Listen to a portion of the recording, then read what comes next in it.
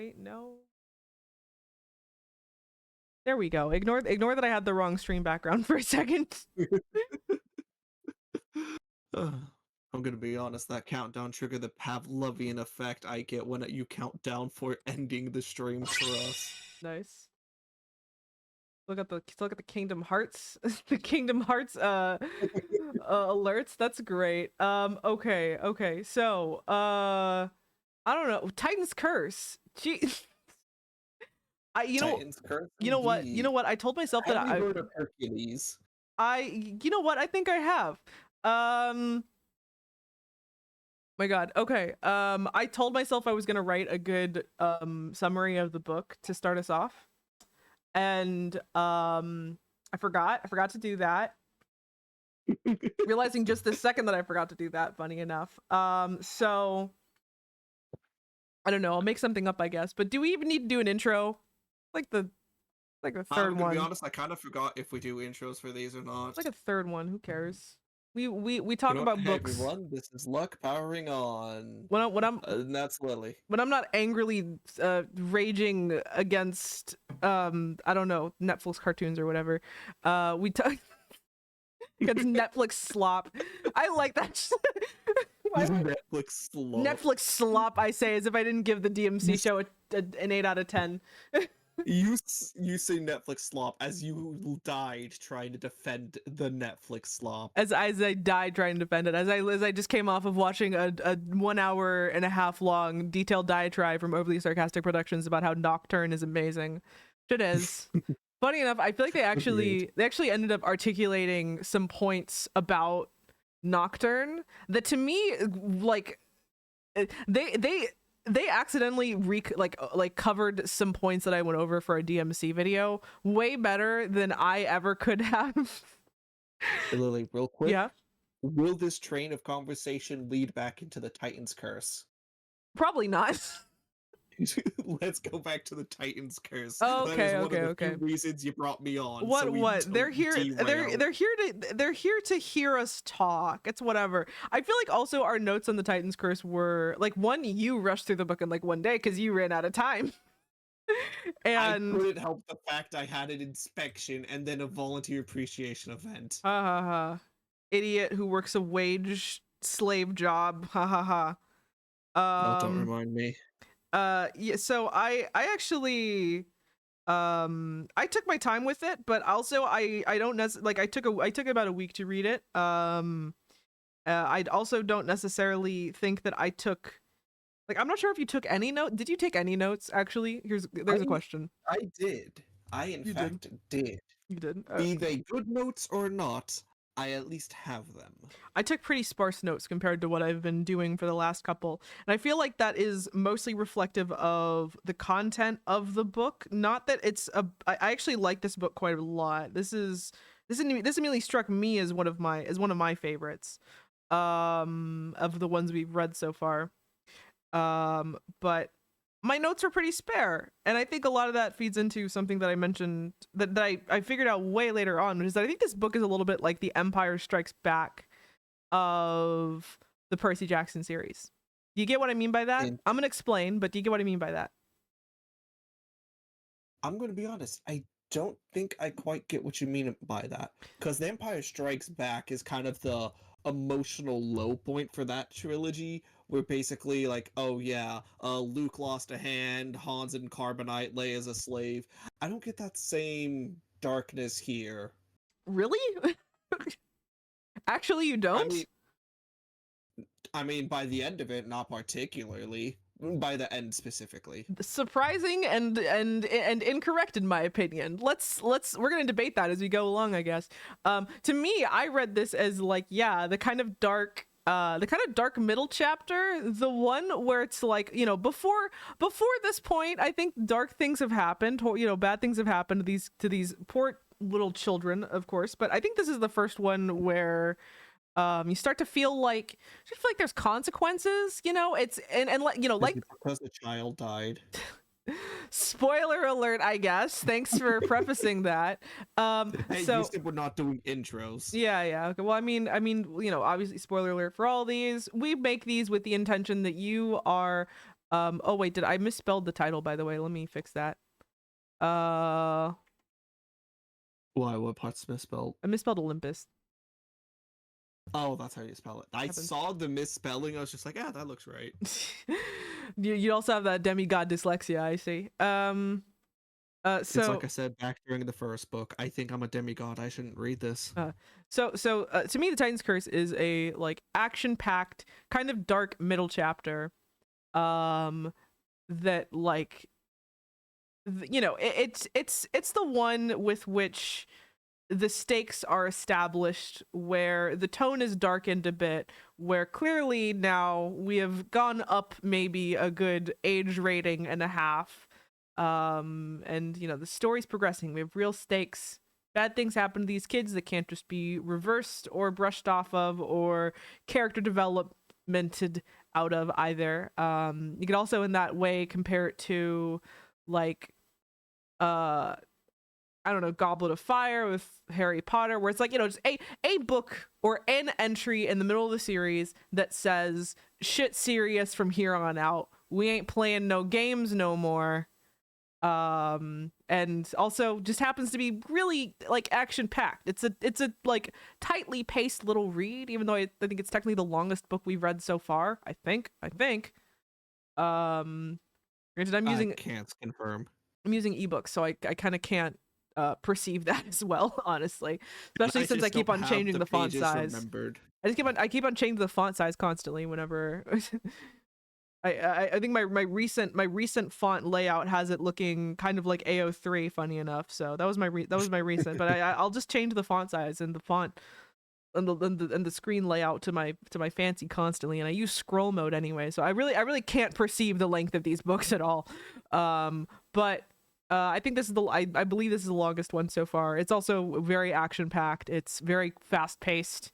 And I don't even think like at this point, if you're here with us, you don't even need like to us to tell you that it's good. Like these are good. I like the book. We're locked in at this point. We are reading all the way to the end. I did, in fact, when I was on iBooks, I did find out that there's another book coming very soon within the next couple months, and we're definitely going to be reading that one too. We're locked in. It's a Nico book, by the way, who is funny enough, Asterisk. introduced in this book. There's the asterisk. No. I mean, the new book is a Nico book. Oh, I see. I see, Yeah, I see. it's a new Sun and Stars. That's the Nico Will Solus duo that features in those ones. And speaking of Nico, he is a nerd. He's At a the start. nerd. He's a nerd. Okay, so let me try and give a good like little summary of this plot here, the Titan's Curse, because it's pretty fast paced. So it's actually like actually perceiving a good plot for it is maybe difficult, because definitely a lot of things just happen. Definitely, it's just like all the setup's been done. Action beat. More things happen. Basically, so uh, the book essentially starts off with Annabeth going missing. Annabeth disappears, is presumed dead for a bit, as alongside the goddess Artemis, and it becomes a huge a good old road trip mystery in order to figure out what happened to her, what happened to the goddess Artemis, what was Artemis looking for, what are the bad guys looking for that happened to coincide with that, and of course, what's up with the hunters, especially a particular huntress, Zoe Nightshade, Artemis's right hand lady, and all around scary gal who happens to have some interesting beef with one Thalia Grace. She um also talks in these and thighs, revealing a bit of her age. yeah, she talks in like she talks how like She a talks. 12-year-old would conceptualize old English people talk. Yeah, I was going to say it's a modern American conceptualizing because Reardon, For but yeah, sure. that works too. For sure. Granted, I think she actually uses her these and thous in a grammatically correct way. So that's good. Good for her. In fact, I think there was actually a line where it was saying like, "Oh, these always start at the beginning of the sentence. Thous are always something like that." I don't have it remembered. But anyway, she even throws in some U's there, and that's definitely that's correct. Actually, it's the right way to. Anyway, I'm not here to give you an old English lesson. I'm honestly not all that good with old English grammar. That's my burden. I'm not even good with English. Uh-huh. But but that's basically the general plot. You find out that there is a a mysterious new force, mysterious new man named the General. Seems to be plotting against them. You know, they fight monsters. They go across the country. They need to make it to San Francisco for reasons. A lot of this book is a little hard to discuss because so much of it is actually like so much of it is caught up in the grander mystery. Uh a lot of it's caught up in the grander mystery. The main thing that you understand from the beginning is just, you know, two people missing, and wow, holy hell, why did that happen? We need to find out. And then beyond that, it's all kind of spoiler territory. Though there is one thing that is said pretty plainly from the beginning, and is if you've been reading these so far, maybe shockingly followed through on, is the idea that that it is a quest in which two people are destined to die, destined to fall. Real quick, can I actually read the prophecy? Because I have that written down. Go read that prophecy. 5 shall go west to the goddess in chains. 1 shall be lost in the land without rain. The bane of Olympus shows the trail. Campers and hunters combined prevail. The Titans cursed 1 must withstand, and 1 shall perish by parents' hand. There it is. Straight up 2 people die. Straight up 2 people die. And they will die. And they don't finagle their way out of that either. They don't like try and be like, they don't make it a fake out. They don't say, oh, if you look at it this way, this happens. 2 people just die by the end of the quest. That is unavoidable, and that's pretty much how it's gonna be going for the rest of the series. There will not really be fake out deaths. They will not happen. They will not exist. Consider death to be a permanent force from here on out, and something that is entirely unreversible. Well then, I think after giving that little prelude, we should get into some of the new characters, specifically the D'Angelos. Though you say you want to start with that. I kind of want to start with Thalia. Funny thing, I kind of want to start with Thalia because she's a character we've been talking a lot. The books have been talking a lot of her, but the book literally starts off with her being an established part of the cast. Percy mentioned, the first line Percy has about her is that she's his friend, and that they've been getting along, hanging out with his mom or whatever. And it basically time skips. Yeah, it time skips, and so you just start off in medias res, essentially halfway through a fun little holiday weekend they seem to be having together, and Talia is just a part of the cast, as if she was always there. So then a lot of the book though is kind of it then working backwards, establishing her as a character, her conflicts with various characters, especially Percy and Annabeth, as well as like, you know, as well as the arc, as well as her arc, where it might be headed here, because she's someone who is very like disagreeable, I'll say. She seems to always be picking a fight with everyone constantly. You know, I was going to use the word headstrong, but I think disagreeable works a bit better. Disagreeable. She's headstrong. She definitely has the whole goth streak. Less goth, more emo, I guess. I'm also gonna raise your volume a touch. She's a little less goth, a little more emo. She mentions like in Green Day at one point, which is cute. I think she's like naturally a blonde who dyes her hair black perpetually. I think she is actually naturally blonde. Her brother's blonde, I believe. If I remember. Her brother. Don't worry about that yet. Cancel the dropping spoilers. Don't worry about that yet. But yeah, so she's like a little emo child who who funny enough, when put against the hunters, who are already a little bit not like other girls, she is yet aggressively more so not like other girl. No, She's really, like, defense against that. You're just exactly right on I'm that. correct, actually. She's definitely like on site, she does not get along with the huntress captain Zoe Nightshade. She is, it seems like the only person she really likes and just is always kind of alongside is Annabeth, and how much of that is just because she still sees like 9-year-old Annabeth whenever she looks at like current 14-year-old Annabeth is up in the air. um but like, you know, she seems to, she does in fact have a lot in common with Percy in a lot of ways, and that she is deeply loyal to all of her friends, and she's, you know, bit of a little shit who's constantly picking fights with everyone. though though maybe because we see Percy's inner monologue, we get a bit more of a feeling of him being like, yeah, he doesn't intentionally try and piss off everyone around him. Thalia, sometimes it feels like she is. I'm going to disagree with you on that one. He intentionally tried starting more beef with Ares when he saw him later in this book. Well, that's Ares. That's Ares. Okay, fine. That's I'll Ares. give you that one. But oh In the yeah. first book, he had no other choice.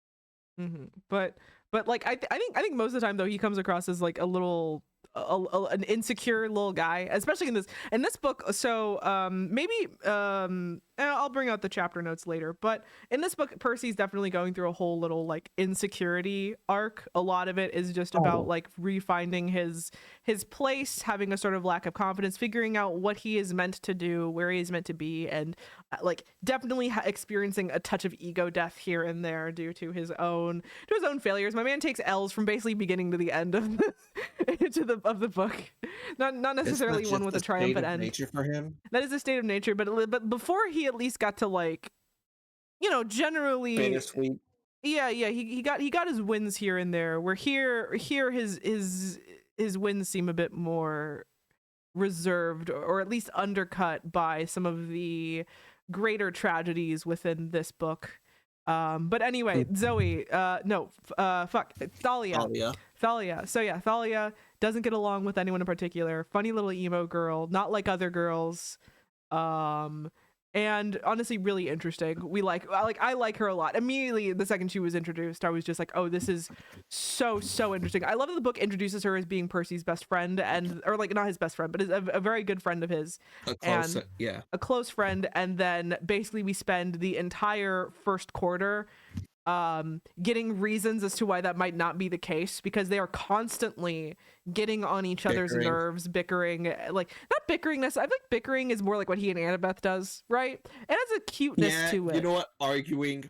Arguing. They just seem like they don't get along. They just flat out seem like they don't get along. Like I think he straight up at one point very inappropriately brings up how her mother died in a drunk driving accident and almost sends her to like tears like really early, like really early on. Oh, I remember the context of that one.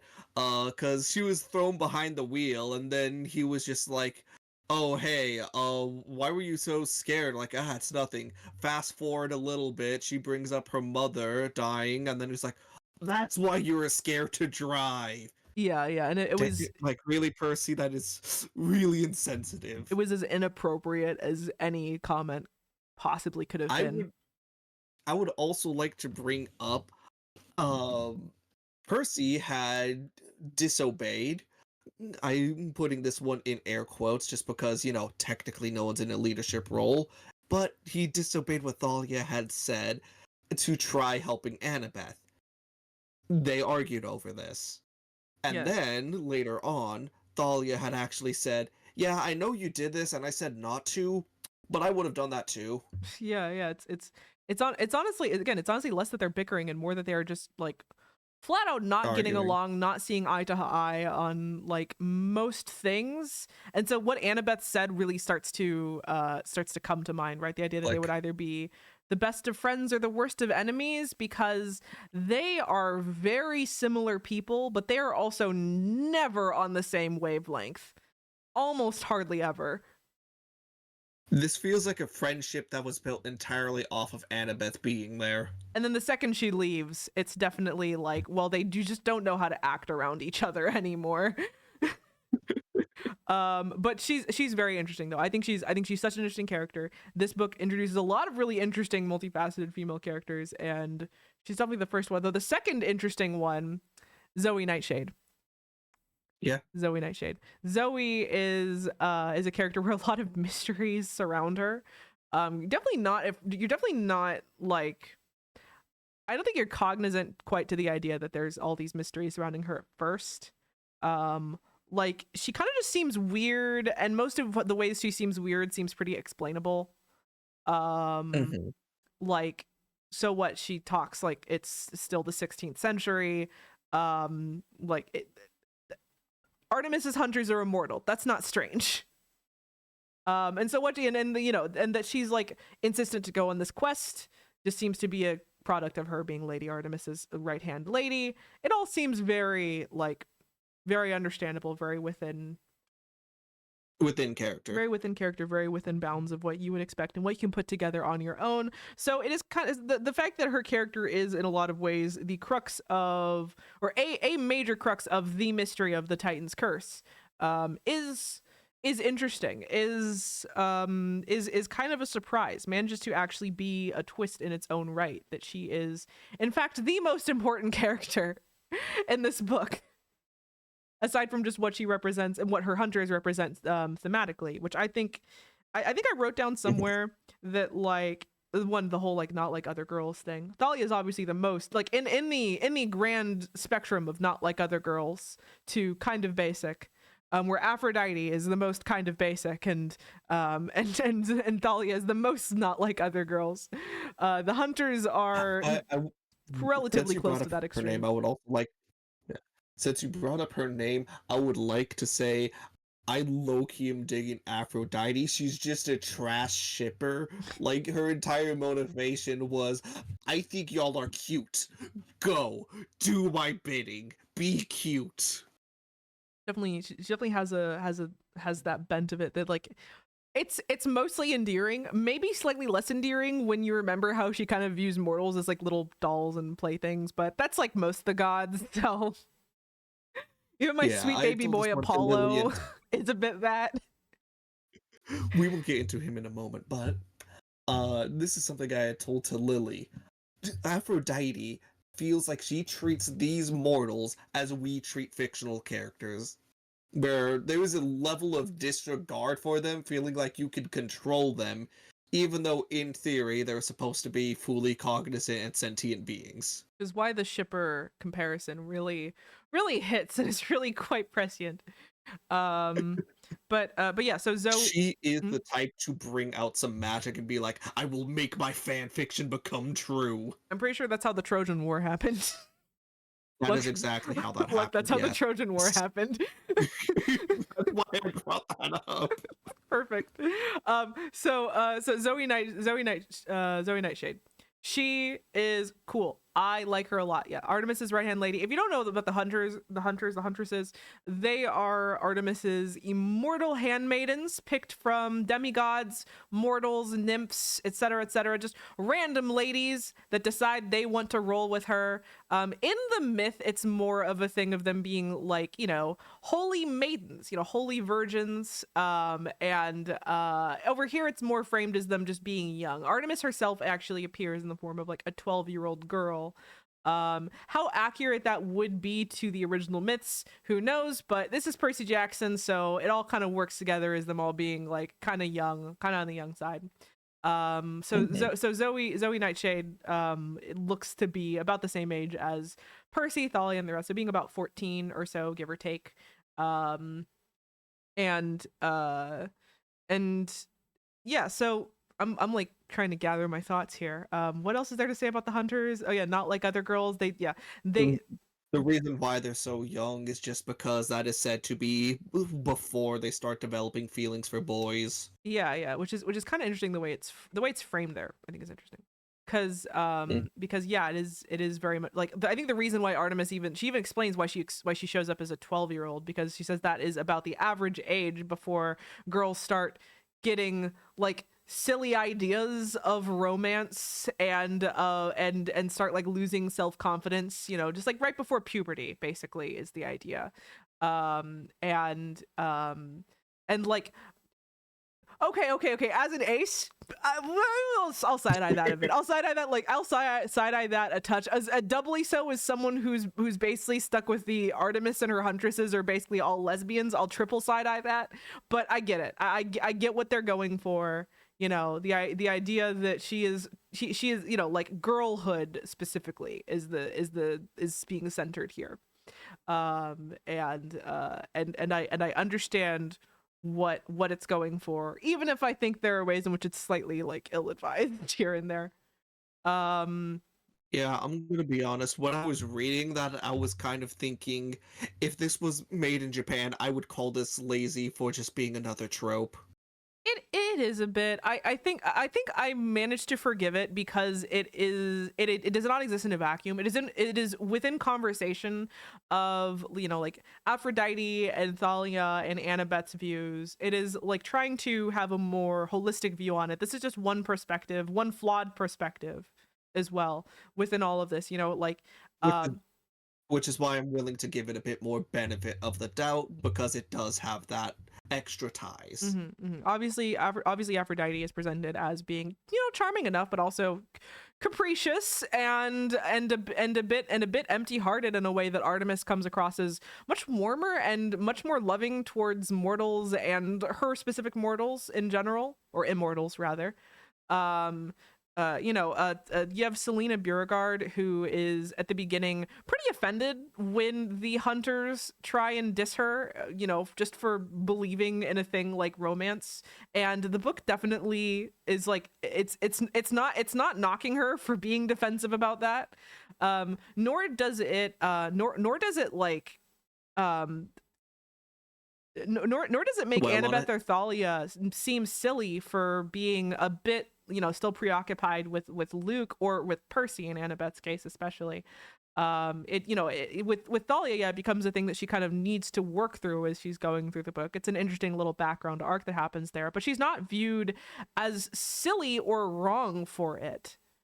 So it definitely has its balances. You know, this is a case in which no one's quite just right when it comes to their stance on it. It has nuance to it, so I'm willing to forgive if maybe this one element hits a little weird sometimes. Yeah. Speaking of a little bit of nuance, I feel like at first they try to build up the mystery of, are the huntresses good or not?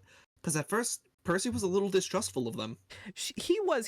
There is the other bit of nuance is of course that is of course Bianca's joining of it, and we'll get to that when we discuss her, as well, you know, as well as just the D'Angelo kids in general.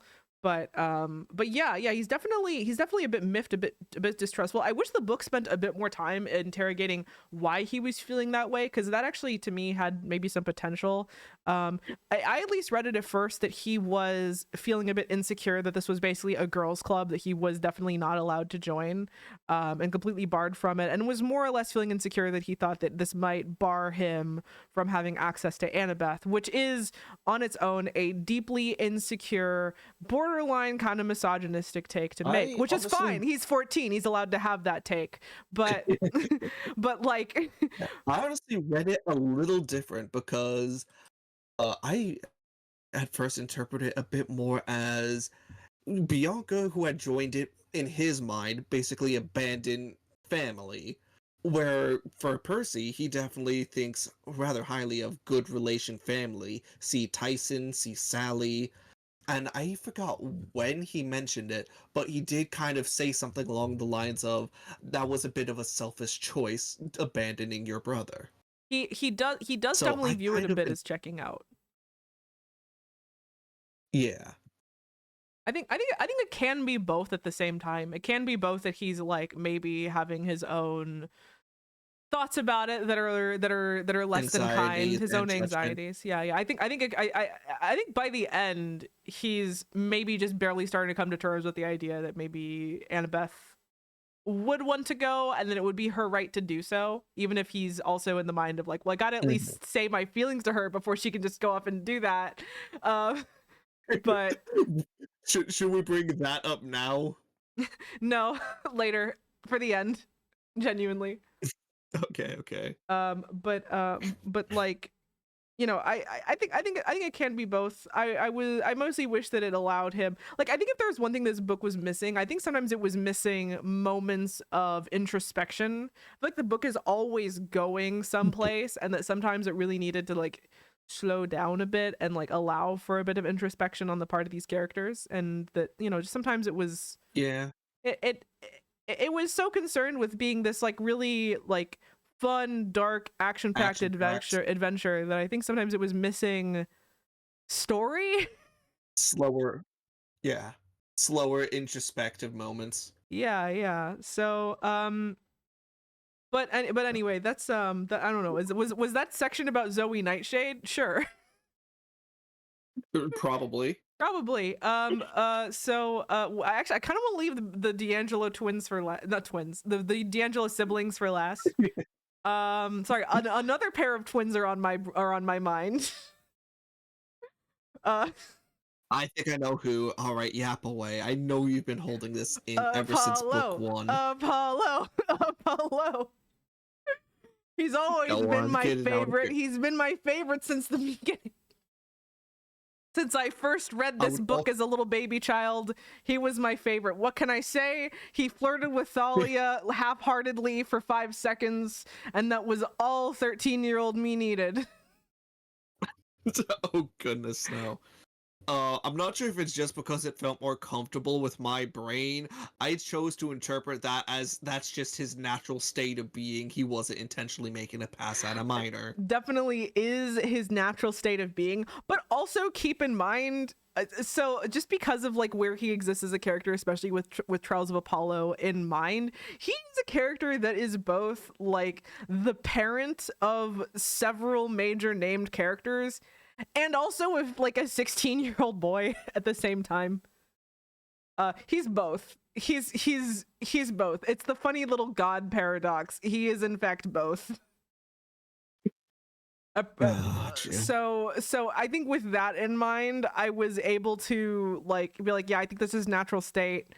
And also, because honestly, Apollo is one of those characters where it's like, if you unpack like a lot of the like canon flirting and canon ship and like fandom shipping as well, just like if you try to unpack all that, it just becomes a fucking mess, right? Like how do you process him in like Trials of Apollo being like 16 or however old he's supposed to be, and like canonically having been in a relationship with like actual real life Emperor Commodus.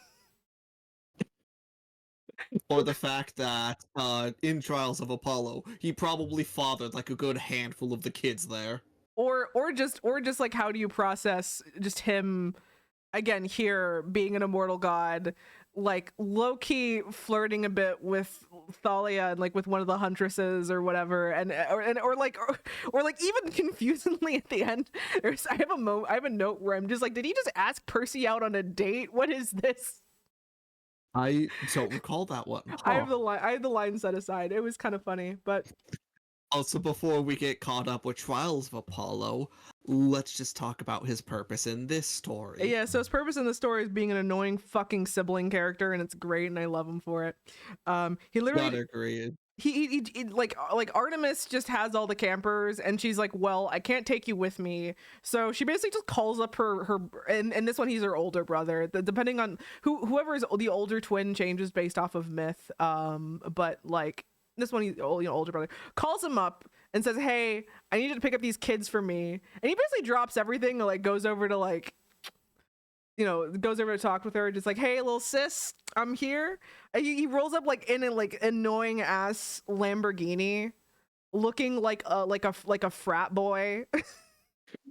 Oh, it's amazing. Percy describes him as like 17, as looking like 17ish with like a dazzling smile, almost as blinding as the sun or whatever. And he rolls up with like he says shitty poetry at everyone. And he's just basically like an irritating little shit, and I love him and I would die for him. I'd agree. And then when he realizes, oh no, everyone's not gonna fit in my Lambo, let me make a party bus, instead of doing something sensible, like a regular bus. He's like, nah, it's gonna be a party It's gonna one. be a In party fact, bus. let me make this child drive it as well. You can probably get a permit. You're fine. First time behind the wheel, go on. Oh, by the way, if you don't drive right, New England's currently freezing over. Go down, sweetheart. There is a duality to his character that I think is interesting, and which is that like Artemis is kind of the exception, and that she seems to be one of the few, because of her closeness with mortals, to actually view them as people. He definitely is not there yet. He's definitely not there yet. He's definitely still like, I think at one point Percy tries to tell him about like, oh yeah, Annabeth's missing, and he just kind of looks at him like, yeah, and so he seems to It's not like, really okay, care. some kid's gone. He's like, oh yeah, okay, cool, whatever. That sucks for you, I guess. He's definitely on the same wavelength as Aphrodite, as far as like not necessarily viewing mortals as people, as Oh, Annabeth's gone? Hey, Artemis, remember my limerick phase? yeah, like he's, gosh. Yeah, so he is, he's kind of funny like that. Just not quite recognizing the humanity and a lot of the people around him, while still definitely having a soft side to him in a lot of ways, and being, at least for now, one of the like, he be counted amongst one of the very few gods that have like actually stuck their neck out to help the heroes, and who seems to actually really cherish family connections in a way that is in line with what this book considers to be like, the side of good, the sort of thesis statement of it all. He cares deeply that his sister was taken, and basically does everything he can outside of go there to try and get her himself in order to help the heroes find her, including doing things that would potentially get him in pretty big trouble with his dad. um Yeah, because the only reason he doesn't just go there himself is because of God law. but he still subverts god law and gets them onto a special train, in order to get them over to the west coast faster, hurrying them along. He It does. is kind of fun. When before he revealed who he was, the moment it was just like, oh yeah, God named Fred. I was just like, that's totally Apollo. That's totally Apollo. Pointed off to the Sun West Line train. That's totally Apollo, isn't it? Yeah, it's pretty obvious. And then he confirms it. First he's like, hey, I know it's you, and he's like, yeah. He's like, yeah, it is.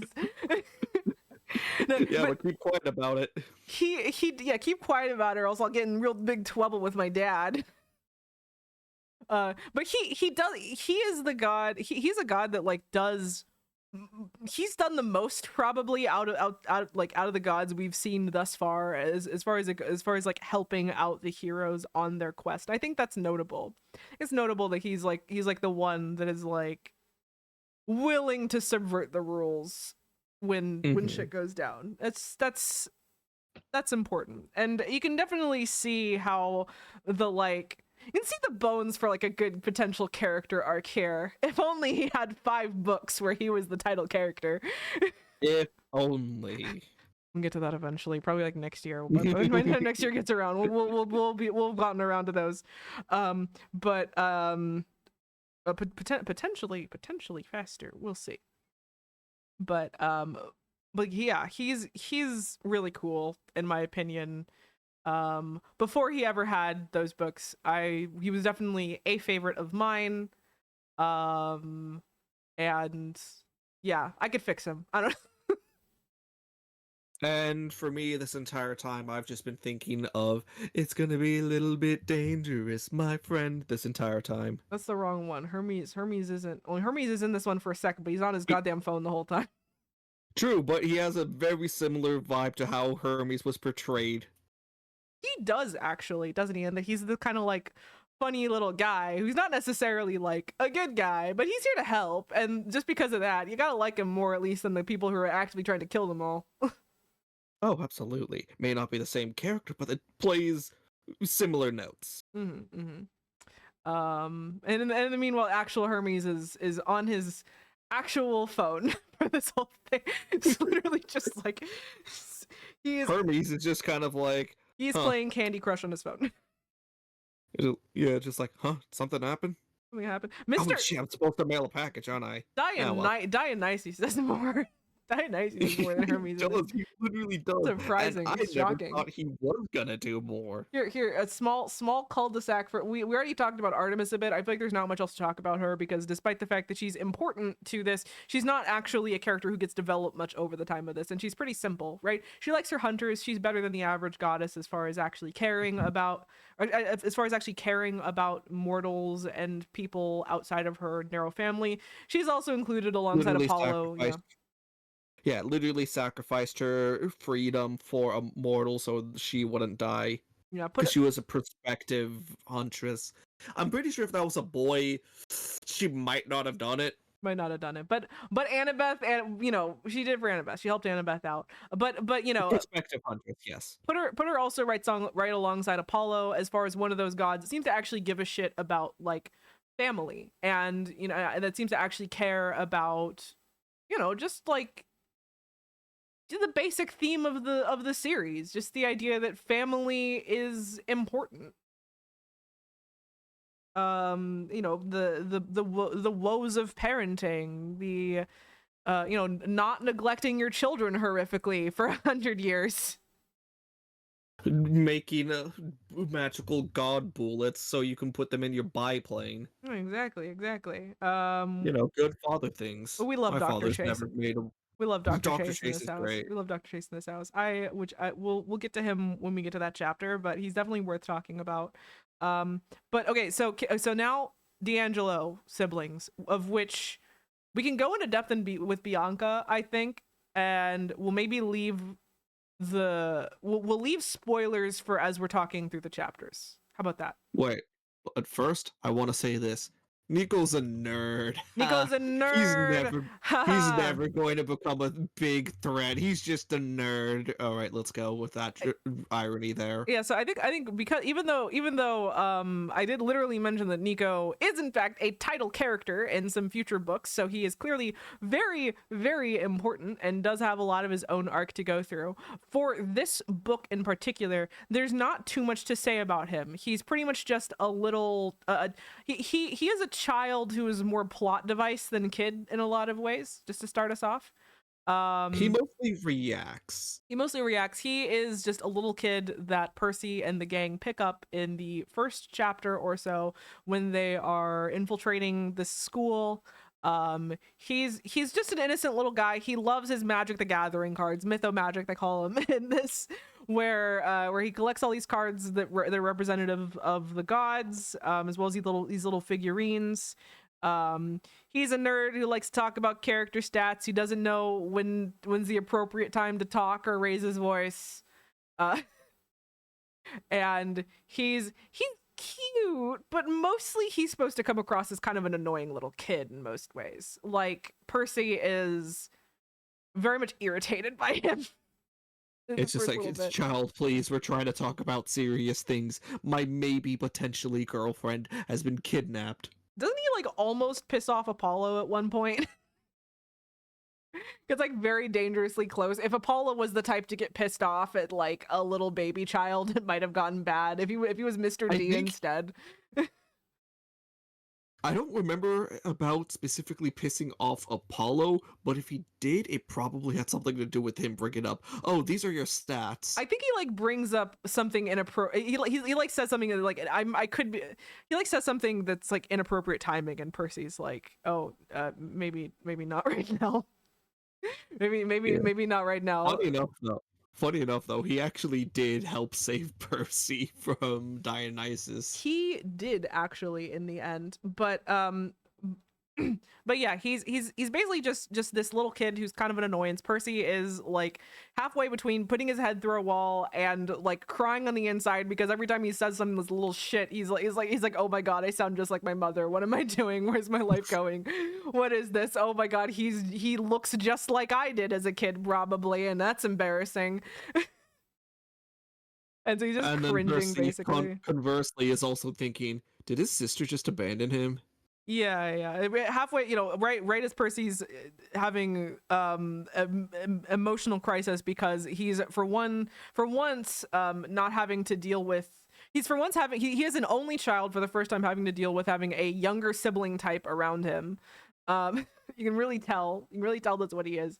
And then yeah, though on the other side of that you have Bianca, who basically the first chance she gets drops the little shit, and you feel really unspeakably bad for him. Yeah, it's kind of like, wait, did that really just happen? Surely she must have had a good reason. Maybe it was a deal to help him, and then later on she says, "Nah, I just kind of wanted my own friends in my own life." So okay, so I feel like this is maybe a good time to talk about Bianca D'Angelo, get into her a little bit more, as well as how she describes herself later on. So she is a character that like She um is? she's a character. She is a character who is uh she has spent all her life looking after little Nico. Their circumstances are really interesting and are shrouded in a lot of mystery. I think this maybe first mystery I can kind of like do a little reveal of. Okay, so it turns out that her and Nico were at the Lotus Hotel for like 70 years before this book begins. They're displaced in time, and she for all that time had been looking after him as his parental figure because their parents were just not in the picture. Godly parent was in the picture for, you know, the obvious reasons, and their mortal parent is, I think, explained as being dead, though the Yeah, details are not given. because basically, because to my understanding, they were probably in the Lotus Casino for like, I don't know, 2 months before some lawyer figure had pulled them out. So then they basically were living as orphans off of some unknown family trust. Yeah. So it was literally just those two. No adoptive parent. No, it's just you're orphans now. Have fun. And it seems like she spent a lot of time looking after him and being responsible for him. And considering she is, I think 12, that's a lot. That's a whole lot for a 12-year-old. And Yeah. so even though Percy is so she, you know, she meets the hunters, here's their whole deal about how, like, you know, immortality, separated from boys, you basically escape from responsibility for however long you want. And she goes on that so fast Percy does not even have time to even attempt to talk her out of it or to talk with her about it. And he seems kind of pissed about it. One, because yeah, he definitely views the hunters as a bit of like escapism, and also that he's like he definitely feels bad for this kid in the process. He doesn't name that specifically, but you have to figure that that is a part of his whole motivation, that like, oh, now Nico's just alone, and like, yeah, some of the other kids get by just fine, but kind of sucks. Listen, Percy's not ready to be a father. Yeah, he definitely, and though surprisingly by the end he ends up being one of the few people that's willing to actually take some responsibility for Nico. So that's that is interesting. But like, you know, it is very it is, her arc is interesting because I think it's really easy, and I definitely felt that as I was starting off with her, being very judgmental of her, and kind of viewing her as, you know, viewing her as being kind of a dick, basically viewing her as just trying to escape from her problems, as abandoning her family, as doing something that is at the very least incongruous with the themes that the story has put out so far, you know. Which is probably one of the reasons why. Not gonna say it in case you're trying to save spoilers. I'm trying to save the major spoilers, but like you definitely feel that way at first, but it really cannot be oversold that she is very, very young, that she clearly feels all sorts of bad about it, even though she doesn't say as much, and that she is clearly in a very bad position, doubly so when you eventually realize exactly who her godly parent was. But she is a kid in a bad situation, and she just wanted some escape, even if it was just momentary. You really cannot blame her for simply wanting a little bit of freedom. wanting a little bit of Unfortunately, freedom. she signed quite the heavy contract for it. She did, but it should be reminded that the hunters are not. It's not a permanent position necessarily, or like it doesn't have to be. You can in fact just leave the hunters if you want to. That's an option. Yeah. So yeah, so just based off of that, it's not so serious. There was it's always the possibility of her regretting it later on or changing her mind, and Artemis would have never begrudged her for that. But yeah, I think with that we might have ran into about the limit of the amount of like character stuff we can talk about. Non-spoiler. Yeah, without just starting to get into the story and get into all of my notes here. Aside from that, yeah, like Percy, his whole arc of insecurity, of taking a whole lot of L's. So let's discuss some of those L's. Let's discuss some of those L's, and let's discuss some interesting things that pop up in the story. L number 1, he starts to feel edged out by Thalia. He does. Just to start off, I'm trying to glance over here. I was mentioning before that the books have kind of seemed like they climbed up an age bracket or two. I think one thing that kind of shows that is that you immediately start off with like a bit of injury, a bit of romance, and a bit of a bit of male insecurity that maybe wasn't introduced before. I think the reason why it wasn't quite introduced before was because there's no de facto leader type in the group of 4. Because it said in the book, loosely paraphrasing, that they started to look at Thalia for instructions and commands, whereas before it was Percy, and that was something he had to get used to. Mm-hmm. He doesn't begrudge her for it, but he definitely comes up against it a few times. One thing that happens very early on is that he subverts her orders and ends up basically in the process getting Annabeth thrown off a cliff, which sets off her whole missing arc. Yeah. And I do want to make a little clarification of things though. Percy, he still is a good kid. As Lily had said, he doesn't take it against Thalia. Instead, as he does with a lot of things, which seems to be a trend with him, he takes it internally. He's a good kid. He's a good kid, but what he is he's officially a teenager who's starting to become self-aware and doesn't like it. Yeah. So oh my God, I'm looking through my little notes here. So yeah, they're at the school. They rescue, they find Bianca and Nico. Immediately already in chapter 2, and this is what I mean by it moves fast. Annabeth's thrown off a cliff. Artemis is here. It's Apollo, yeah. It moves very fast. Oh my God, we didn't even mention this, but it's the fact that the satyrs all have crushes on the hunters and Artemis is so cute. If Grover's allowed to be a horny idiot with a crush, it should only be allowed with Artemis. It's the only one that's allowed. It's kind of funny.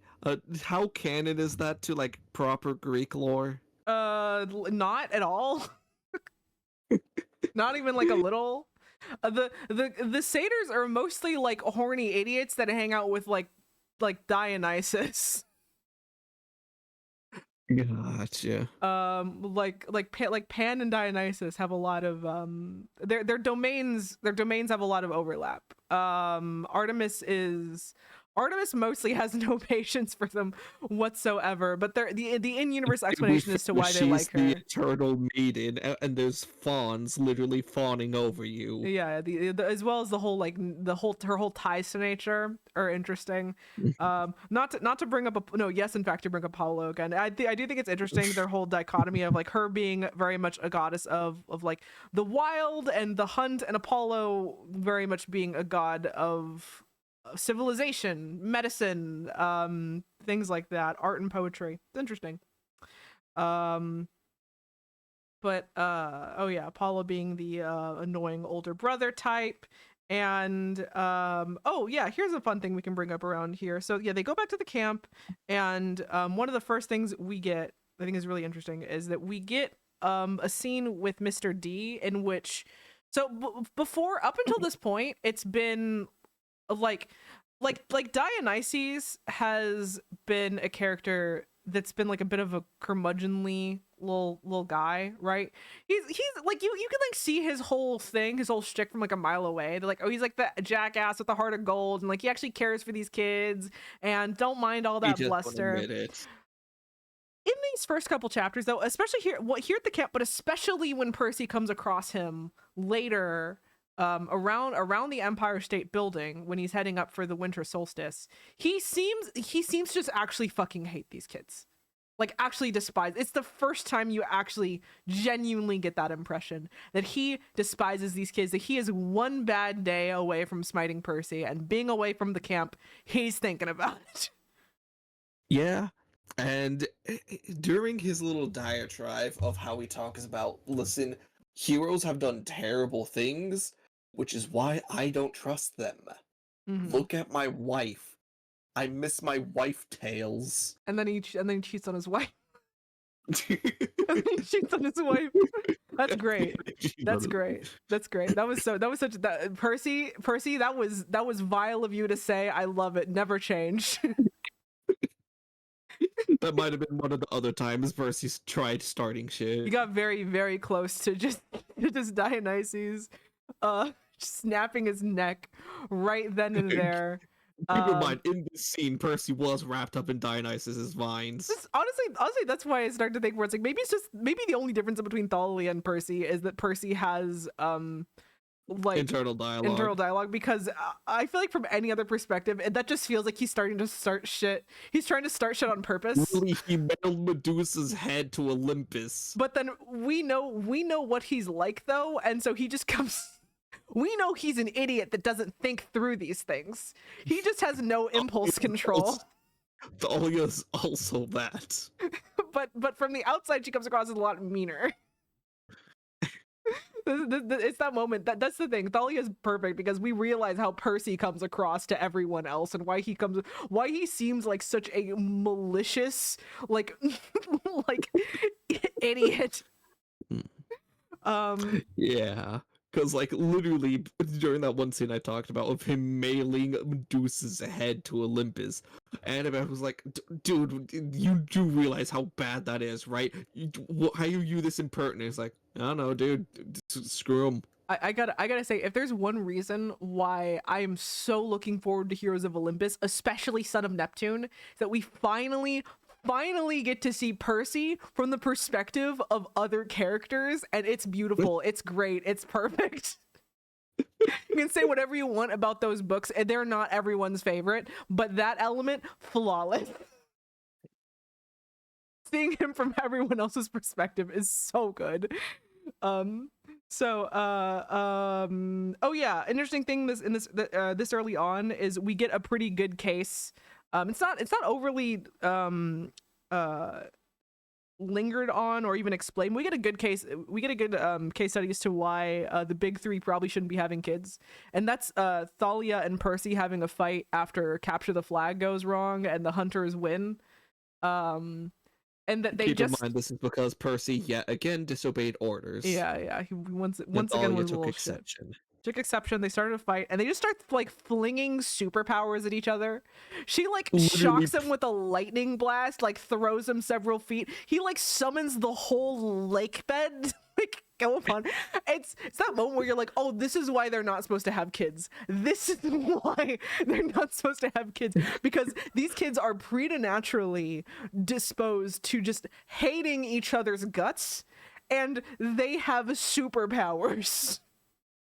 Yeah, because like, if you are to take another god rivalry, like, what are the children of Ares and Athena gonna do to each other? Stab each other? Okay. Oh shit, Percy summoned a fucking lake. Percy summoned a lake. Thalia summoned the power of lightning. Everyone back away. Give him a 30-foot berth if you don't want to die. It's like, it's definitely, to me, it kind of gave off the same vibes as like that one scene of the Devil May Cry Netflix thing where Nero and Virgil, like little baby Dante and Virgil are like fighting as like they're like toddlers. They have some disagreement and one of them shoves the other, He shoves him like straight through the couch basically, and they just start destroying their mother's poor house as they're just having like a normal toddler brawl, and it's like toddlers with superpowers that happen to be very destructive. It's just like minor regular play is elevated to a destructive level. And so that's kind of why it's like, oh yeah, that's why the big three shouldn't be having these kids, because these like little baby mortals are not mentally equipped to deal with the types of powers that they're actually dealing with. And that comes into play later as well with Nico, but let's put a pin in that. Okay, so next one, I'm glancing through these notes real quick because a lot of this I already covered, honestly. Oh yeah, just poor Percy being very unpopular. Now we know why he's so unpopular, because everyone views him the way he views Thalia. And just his insecurity being on full display. Also, less than perfect time to find out that his mother is dating again. To be fair, that has been a little bit more innocuous. It's not affecting him too much compared to I don't know, maybe will be a girlfriend has been kidnapped. Oh crap, half the people here don't like me. Oh no, the world is ending again. It's in the background, but it does contribute to this whole like underlying theme though, of the idea that he's kind of like losing ground with all of the women in his life. Yeah. And so I think it contributes. The fact that he's able to accept it is maybe in the end is progress. Yeah, it shows this progress, it shows this progression. We get Blackjack over here where he talks like a comic book goon type. He's like, hey, hey boss, I want me to fly you to that sea cow. It's so good, and all the Pegasi just talk like that too. It's really good. The Pegasi are amazing. Isn't one literally named Guido or some shit like that? Yes, one is. One's named Guido. It's really good. So you got Blackjack, you got Guido. It's real good. My whole note for chapter 8 is just IDK how to describe it, but the vibes here hit different. The tone has shifted. It's just so clear that like again, we're kind of having like, haha, look at all these shenanigans, look at all this stuff. This whole book, there's something about it that feels like a little bit more oppressive and a little bit darker than what we have been reading thus far. It definitely the vibes feel different. Yeah, I can agree. This book definitely feels a lot darker, and with Percy's perspective, hence our perspective, also feels like a loss of control. And I think a lot of that does just go back to the fact that Annabeth is missing for the entirety of this book, basically. And so She's the brain cell. Yeah, one, she's the brain cell. Also, you don't have her for him to bounce off of, and that's where a lot of the humor from previous books kind of came from. And also, it just feels like it's just a depressing weight on everything, just not having this incredibly major character with everyone. It's just, it's it just feels like something's missing in a good way.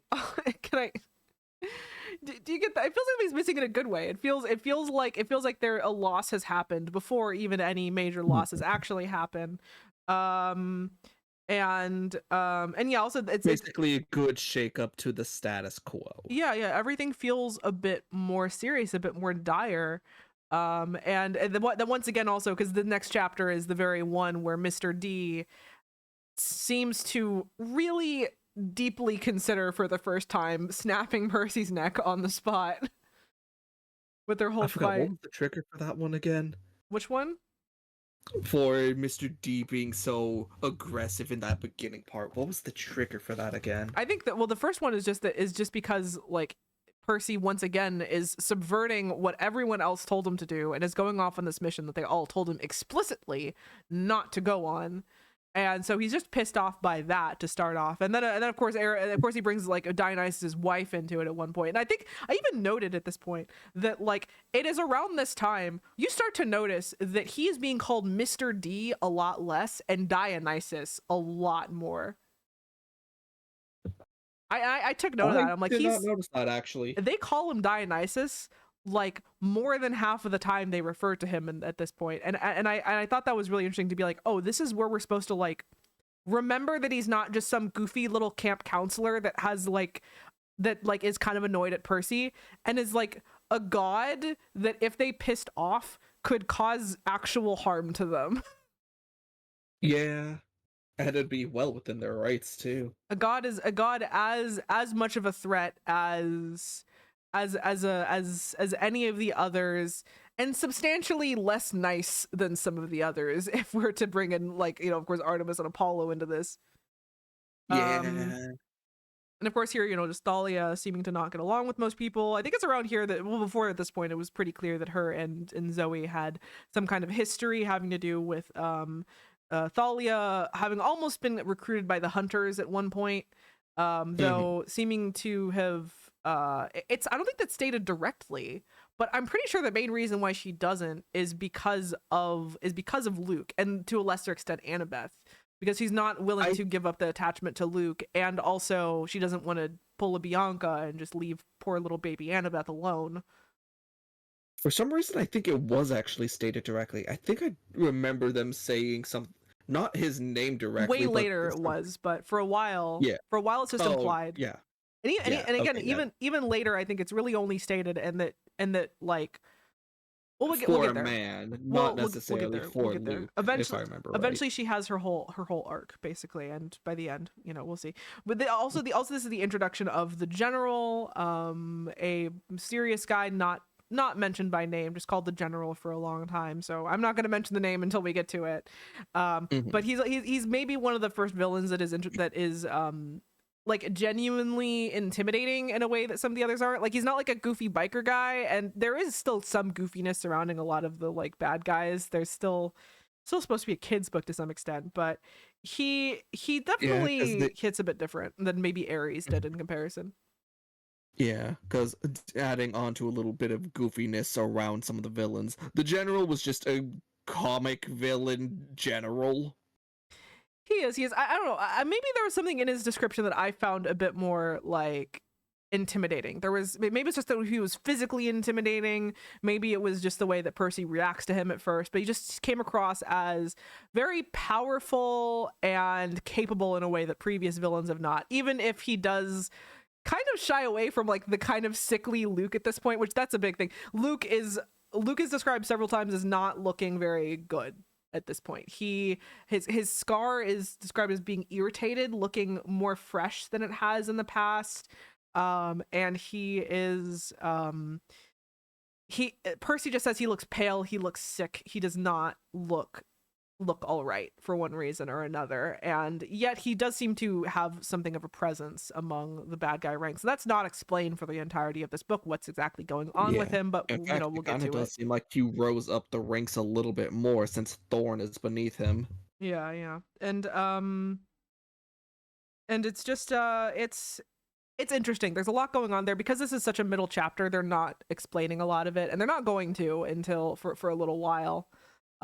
So we just kind of have to leave it at that. Something is off with Luke. He's commanding more respect. The General is intimidating, but is also more or less like a minor bad guy that is not to be paid too much attention to, and that's pretty much reinforced when we find out who he actually is later on. But moving on. Oh yeah, I have I think it was around chapter 10, around halfway through, that I realized that I actually I think before this point I was kind of like, I don't know about this book, I don't know if I like this as much as the others. Chapter 10 comes around and the action scene is so fun, it basically like wins me over. What was the chapter 10 action scene again? That was the Smithsonian one. At the Smithsonian? Yeah, that was the Smithsonian one. It was basically around then where I was like, oh, this is a lot of fun, actually. I'm having a good time. And in between the whole like Empire Strikes Back vibes, like I'm actually someone, I think those like whole dark action heavy middle chapter entries can sometimes be unpopular amongst people sometimes. Like the Two Towers is oftentimes accepted as being like the worst of the 3 Lord of the Rings movies, and Empire Strikes Back was not really very well liked until more recently, honestly. But I have always liked those middle Low chapters points. yeah, I've always really liked them. I think because they oftentimes have I like a good action movie. What can I say? As much as I like analyzing plot, sometimes a good story that just like is fast paced, just about action, all killer no filler, I like that too. We have a good time with that too. We can enjoy that. And what can I say? Mhm. What can I say? The whole Gondor, the whole siege on, wait, no, what is that? What is that town in Minute. Two Towers? Minas Oh, not Tirith. minutes. Minas Tirith, right? No, no, no, no, no, No? no, no. No, it's not. Helm's Deep / the Helm's Deep. Oh Hornburg. my god, there's too many towns. Oh my god, take away my Lord of the Rings You take that scholar. back. Yeah, I was gonna say you take that back, man. take- There's not too many towns. Take away my Lord of the Rings scholar card. I'm sorry. It's fine. Oh yeah, the other fun note that I have is just that the Nemean lion coat being like the fur, the ridiculous brown fur coat just reminded me of Troy. of Hermes I'm surprised. from Epic. Yeah, I'm surprised you didn't mention the haha silly way it died. Oh yeah, the strawberry parfait astronaut ice space cream. food. Yeah, that was funny. It kind of Um, was. oh yeah.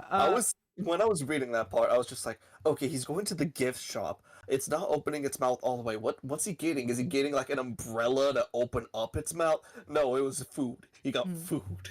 It's also around here that, to at least have a plot point to center us, that the general and the others mentioned that they want a child of the big three, specifically Thalia, it's mentioned, in order to in order to go forward, basically.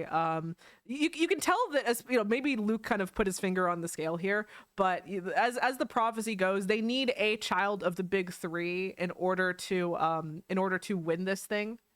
And they were at this point relatively certain it was Thalia. One, Luke wanted it to be Thalia because he has an attachment to her, and two, she's actually a bit older than Percy. I can't remember if it was mentioned at the beginning, but it's definitely mentioned at the end that she is incredibly close to her 16th birthday. It was like 2 weeks out, if I remember correctly. And then by the end, it was going to literally be the next day. Yes. But she they're after her, which of course more goes to that, like, no one gives a shit about Percy. They even consider him. I kind of like that aspect of things because it's just like, oh, okay, now Percy's just your average guy for a little bit. He gets to be for like half a second. For half a second he gets to be. For half a second he's not the main character, but that does not last. It was kind of a fun change of status quo. It was a fun change of pace, even if the part of him actually kind of hated it in its own way. I think that kind of added to it. Yeah. So we have a god named Fred here coming next, as well as, like, oh yeah, the whole funny thing about, like, San Francisco and the West Coast being like, oh yeah, why demigods can't go there, being the mountain of despair. I would remember that for later. Okay. I remember that for later. I remember that. Try to remember that, because I reread it and I was like, interesting. Interesting that you'd say that there aren't demigods on the West Coast. Funny that.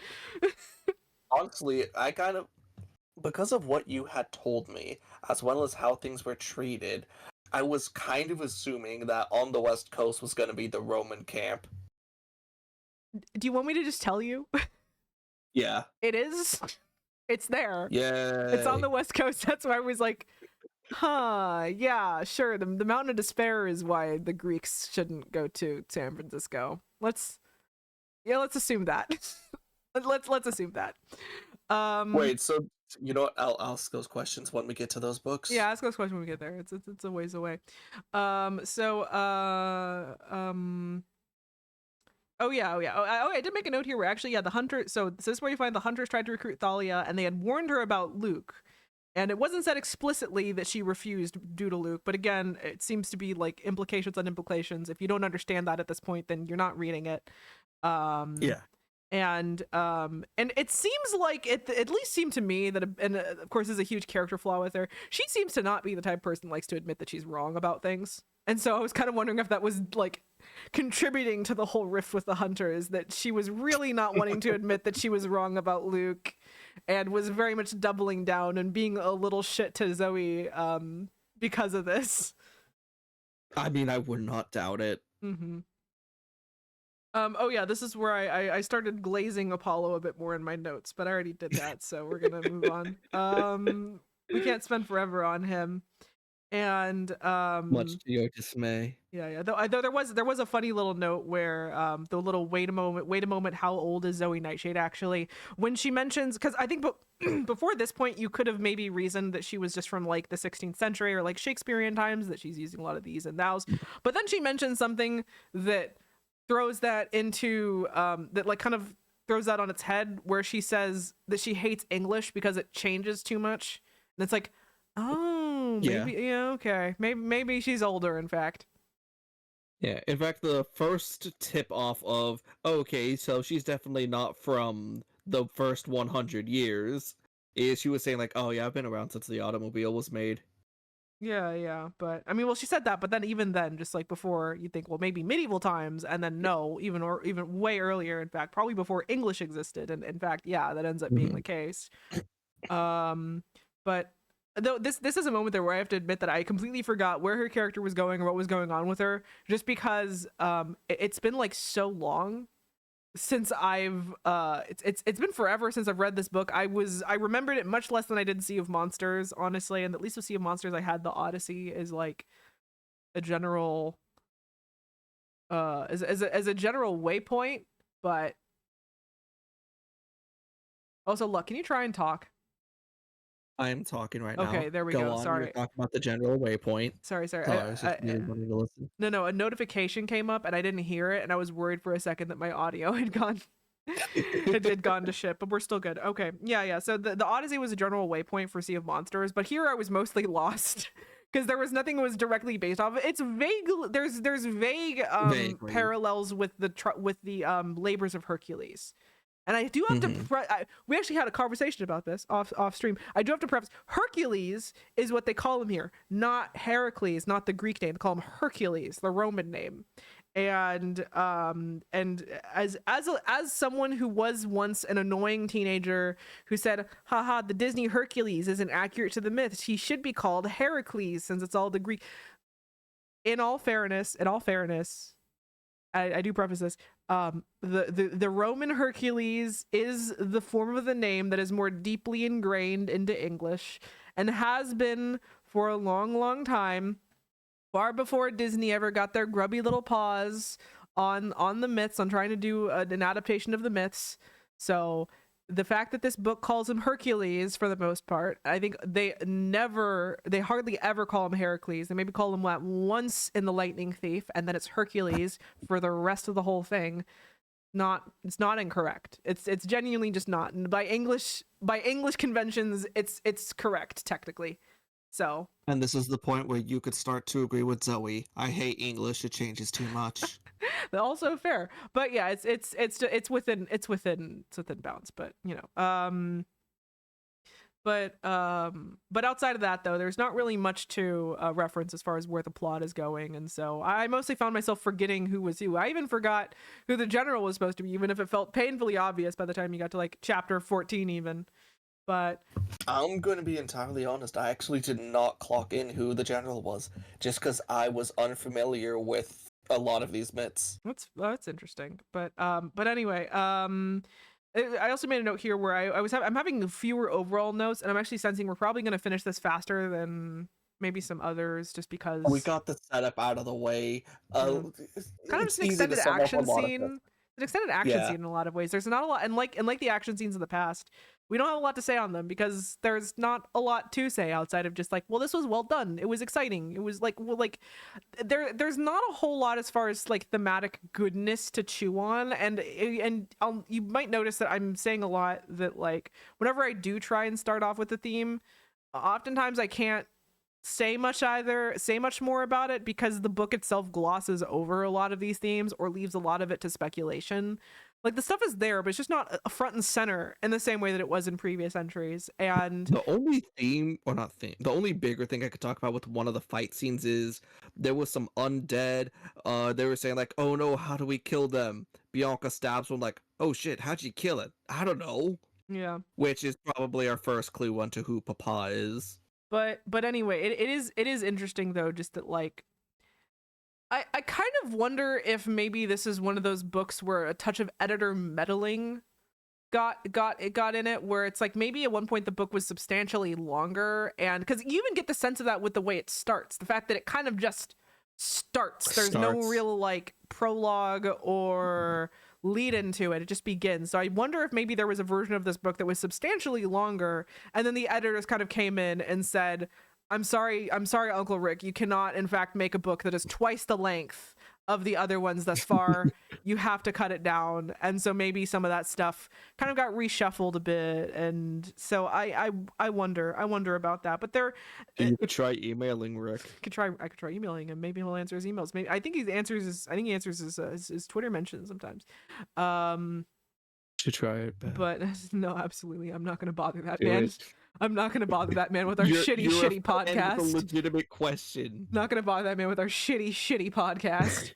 It's not even you know what, go on. But like, it's I think my I go back and forth whether my first instinct that this is kind of one of the weaker books, or whether it's like, I think my final consensus on this is that it is one of the weaker books, but also it's one of the ones that I maybe preferred so far. And the reasons why I might have preferred it, multifaceted. But yeah, we'll get into like a holistic review at the end. But yeah, oh yeah, also Pan. Grover feels the presence of Pan around this point. I forgot to mention that because that's basically in like what, Nevada? Yeah, they're in Nevada, and all of a sudden Grover is like acting like he's having a bad trip, or like a good trip that turns into a bad trip, and is talking about how like he feels the presence of Pan, or he can hear him or something, and a blessing of the wild, dude. And then a pig comes by. Yeah, it's basically there's not much to talk about it for now, because Grover ceases to be a character. Grover's basically not a character in this book. Yeah, it's kind of sad to say. Such a background character. He features. He just doesn't contribute a lot besides, oh yeah, I'm kind of the tracker. You can kind of tell that Rick Riordan was running out of things to like do with him at this point, because it may not surprise you that beyond that basically the next book, the Battle of the Labyrinth, will more or less be the last time he's any type of important. So you kind of tell that Riordan just like no longer really knew. Yeah, ran out of ideas with him, and it was also starting to become clear that out of the characters, Grover was really no one's favorite. And so he just kind of starts being pushed to the pushed behind a bit, which is a bit sad, but because I think especially upon this rereading, I'm actually finding that I really like him as a character, but happens. Okay, so yeah, I think the next chapter is where we find out about the 70 years in the Lotus Casino. We get our introduction to Aphrodite and her really weird, like, kaleidoscopic shape-shifting thing, where she seems to kind of shift into whatever you view as being the most beautiful, which is really interesting. I genuinely wonder how, if they get to Titan's Curse with the series, how on earth they would try to, like, adapt that. Like, I wonder. Yeah, they could do one of two things. Actually, one of three things, just because I personally think this third one would be quite funny. One, they just hire an actress and then just give like a glow in like After Effects. Two, they just Powerpuff Girls this and just have her face cut off. Or don't see three, her face which ever. basically, or alternatively just like make it like a giant ball of light, something glowing, beautiful radiance. All of those are terrible. I will propose my better fourth idea. Hold on. No, third one. The third one I love the most. He just sees Annabeth. Fourth better idea. Okay. Fourth better idea. Okay, him just seeing Annabeth would be funny, but it would be. But I have a fourth better idea, and that is what if it was like one of those characters where like every single shot she was in, she was played by a different actress. Like they'll do like a transition where like you go through the window and then it's like someone else, and then like Percy like looks down, looks up, it's someone else. I love that, but that is much more impractical. It is, but that would be the way I would do it. I think just have her be played by a team of 10 actresses. You have the money, Disney. Come on, don't cheap out on us now. Just hire 10 It's different actresses Disney. to play Do you think the Aphrodite. mouse is going to try cheaping out? Hire 10 different actresses to play Aphrodite, you fucking cowards. Do it. Just do That would it. be definitely the best one out of all of that. I think the most practical one would probably be just an actress with like an afterglow done post editing. You gotta do like, have you ever seen like, have you seen old Star Trek? No, I have not. Oh my god, have you ever seen like maybe not just Star Trek, but like old shows in general, whether it be old westerns or whatever, where it's like whenever they showed an actress, she would always have like the bloom glow effect. They like close up of the actress. Oh, I know what you're talking. That's kind of what I was mentally thinking. Like that, where it's like where she says like the glow bloom effect that was clearly meant to like disguise like crow's feet or whatever, or just do a bloom effect whenever there's a close up on her.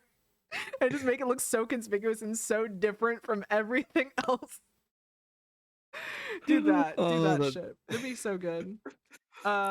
This is also where, like, you know, mentioned the we did a big analysis on Aphrodite, on her whole shipping and how it compares with the Hunters before.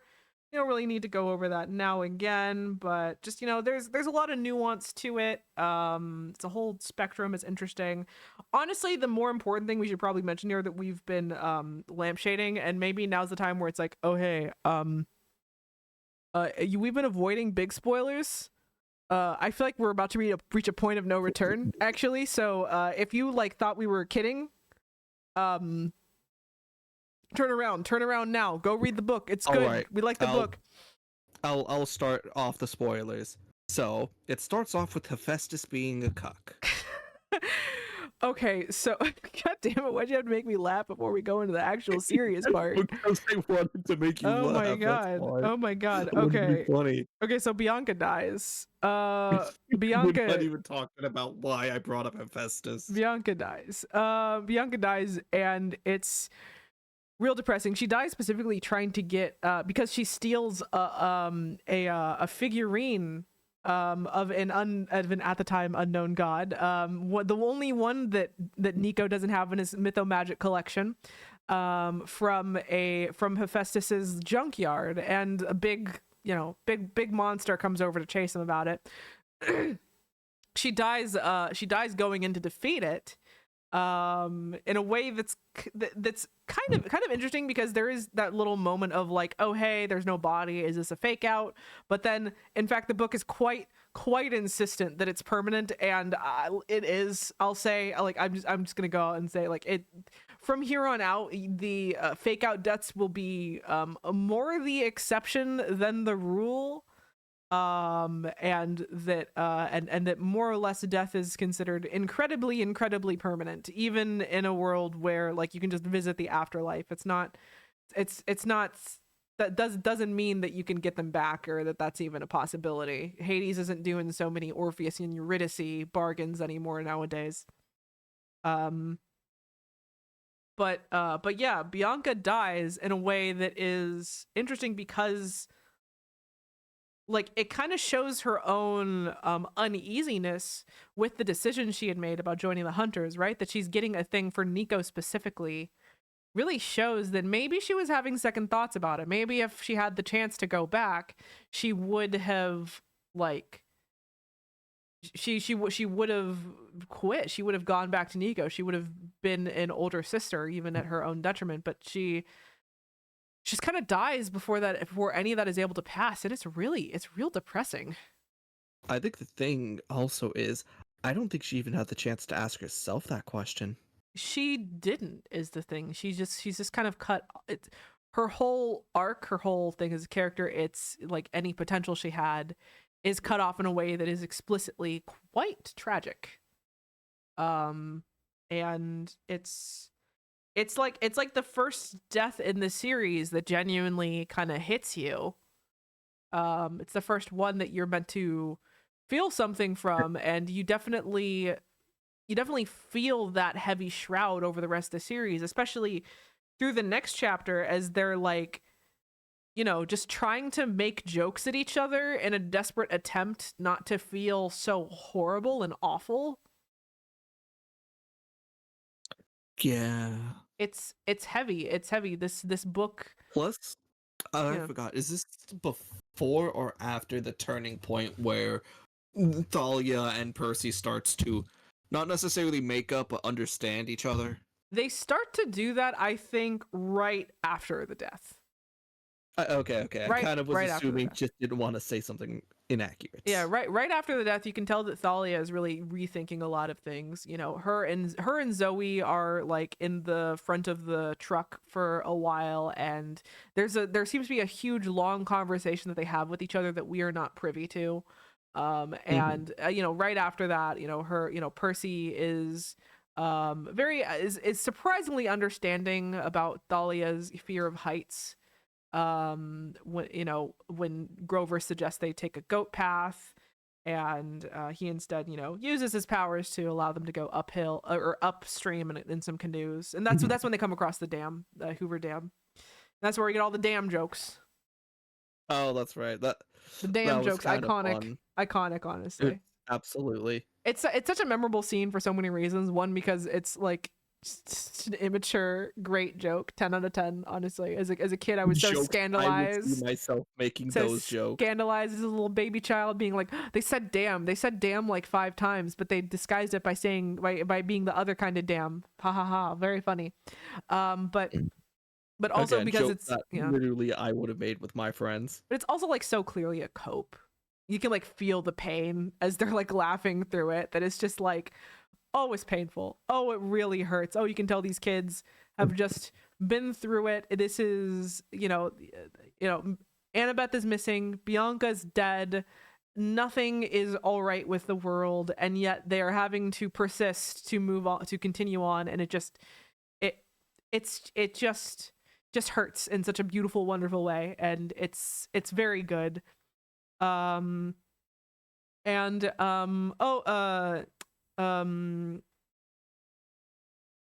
is also where I think I connected the whole hunters are not like other girls thing. The main thing that I'll bring up, because she has a very like under the radar little snuck in there introduction. Rachel Elizabeth Dare. I forgot she was introduced in this book. I straight up forgot she was introduced here. And I don't know who she is.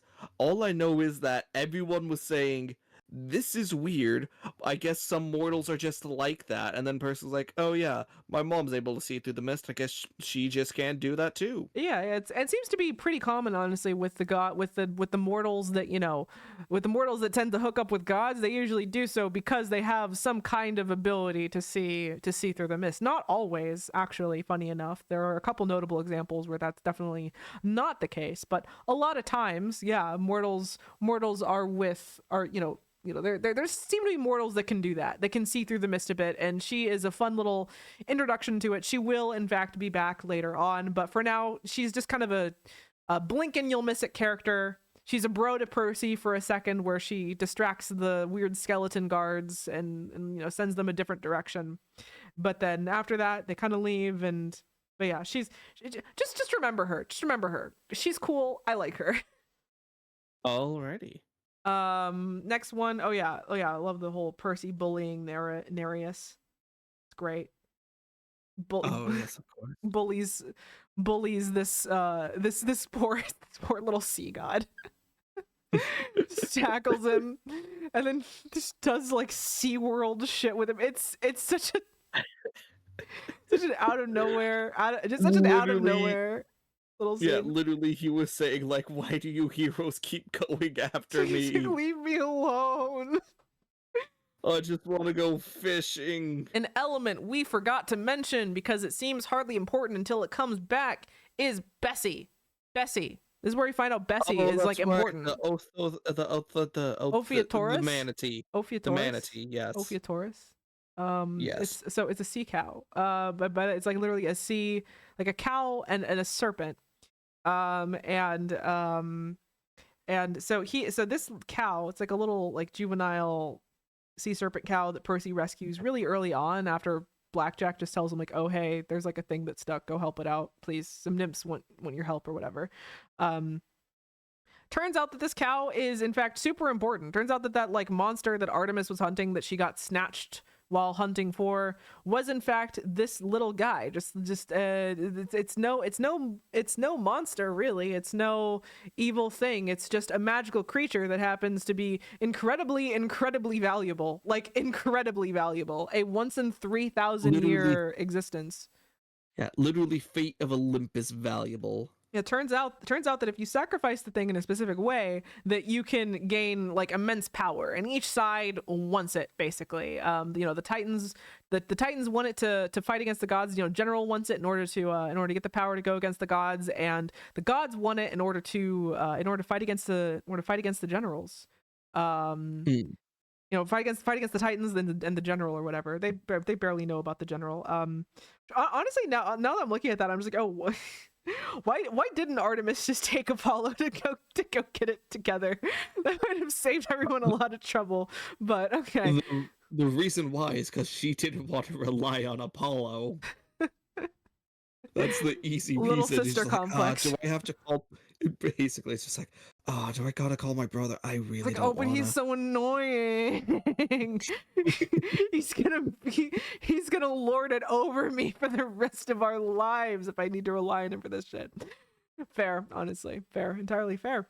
But oh yeah, and then this is also the moment where Dionysus, Dionysus, not Mr. D, it's very important, does in fact help out our heroes for the first time, genuinely.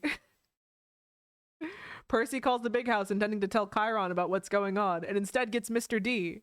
Mr. D basically says, I might help you if you say please, if you say please. He literally said, if you say please. You say please. And Percy's like he swallows his pride.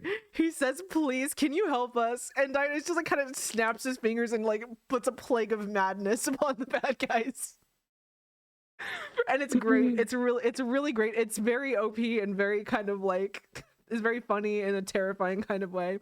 And that you're like, oh shit, yeah, he is Dionysus. I forgot. It's just like, yeah, he's kind of a god. Sometimes we forget these things. He just snapped his fingers and turned 10 men insane. Turned into raving lunatics. Why don't the gods help more? This will be inconsequential if they all just. He's like one of the weaker guys, and he just snapped his fingers from like 1,000 miles away, and just that bet. I know, right? Like, imagine what inconsequential. Zeus could do. Inconsequential. If Apollo was a little more willing to like break the rules, this would all be over instantly.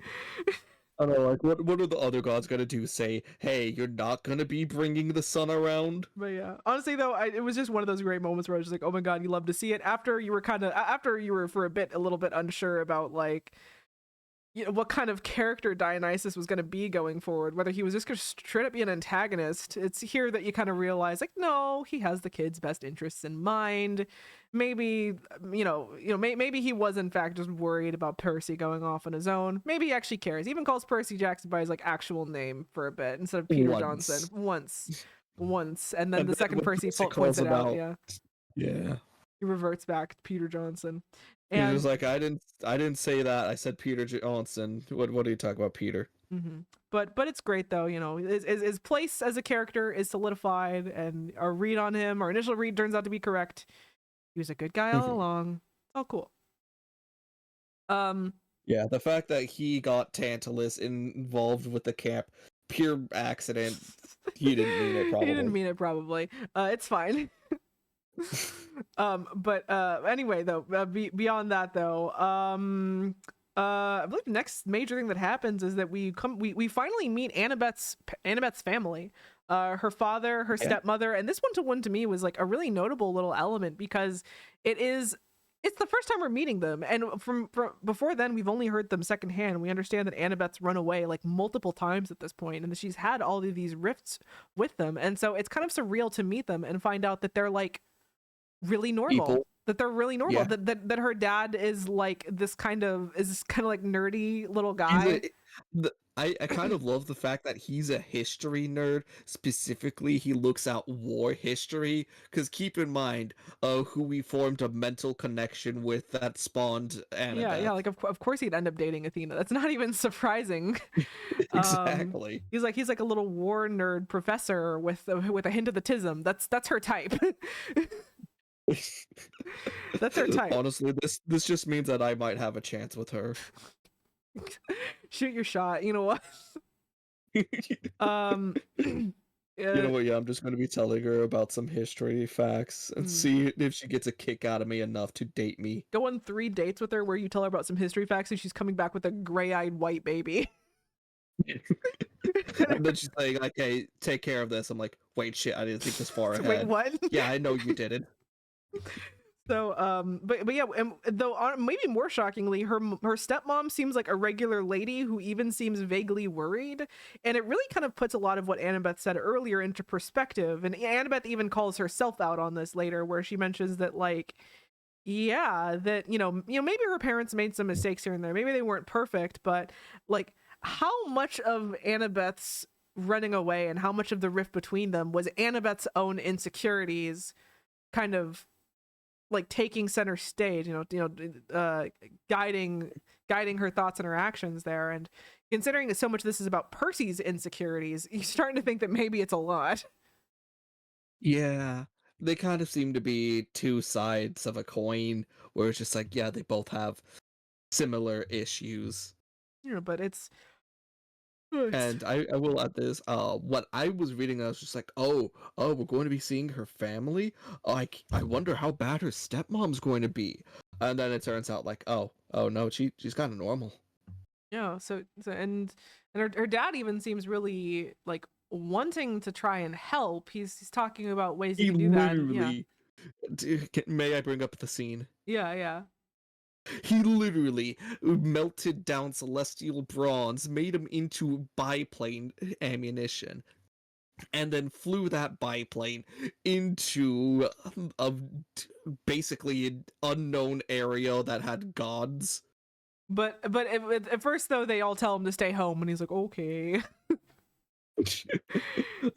Yeah, they tell him Great. this. They tell him this, but yeah, so there's a lot to unpack there that I think we're gonna have to wait until later when maybe she's willing to discuss a bit more of it. But it is interesting where it's like, yeah, we get to see a lot of. I mean, we already knew that Annabeth was this deeply insecure kind of person, but it's here that we start to see the ways in which she kind of has gotten in her own way, and and a potential path for her to go forward, and maybe give it a good old third try. Third time's the charm.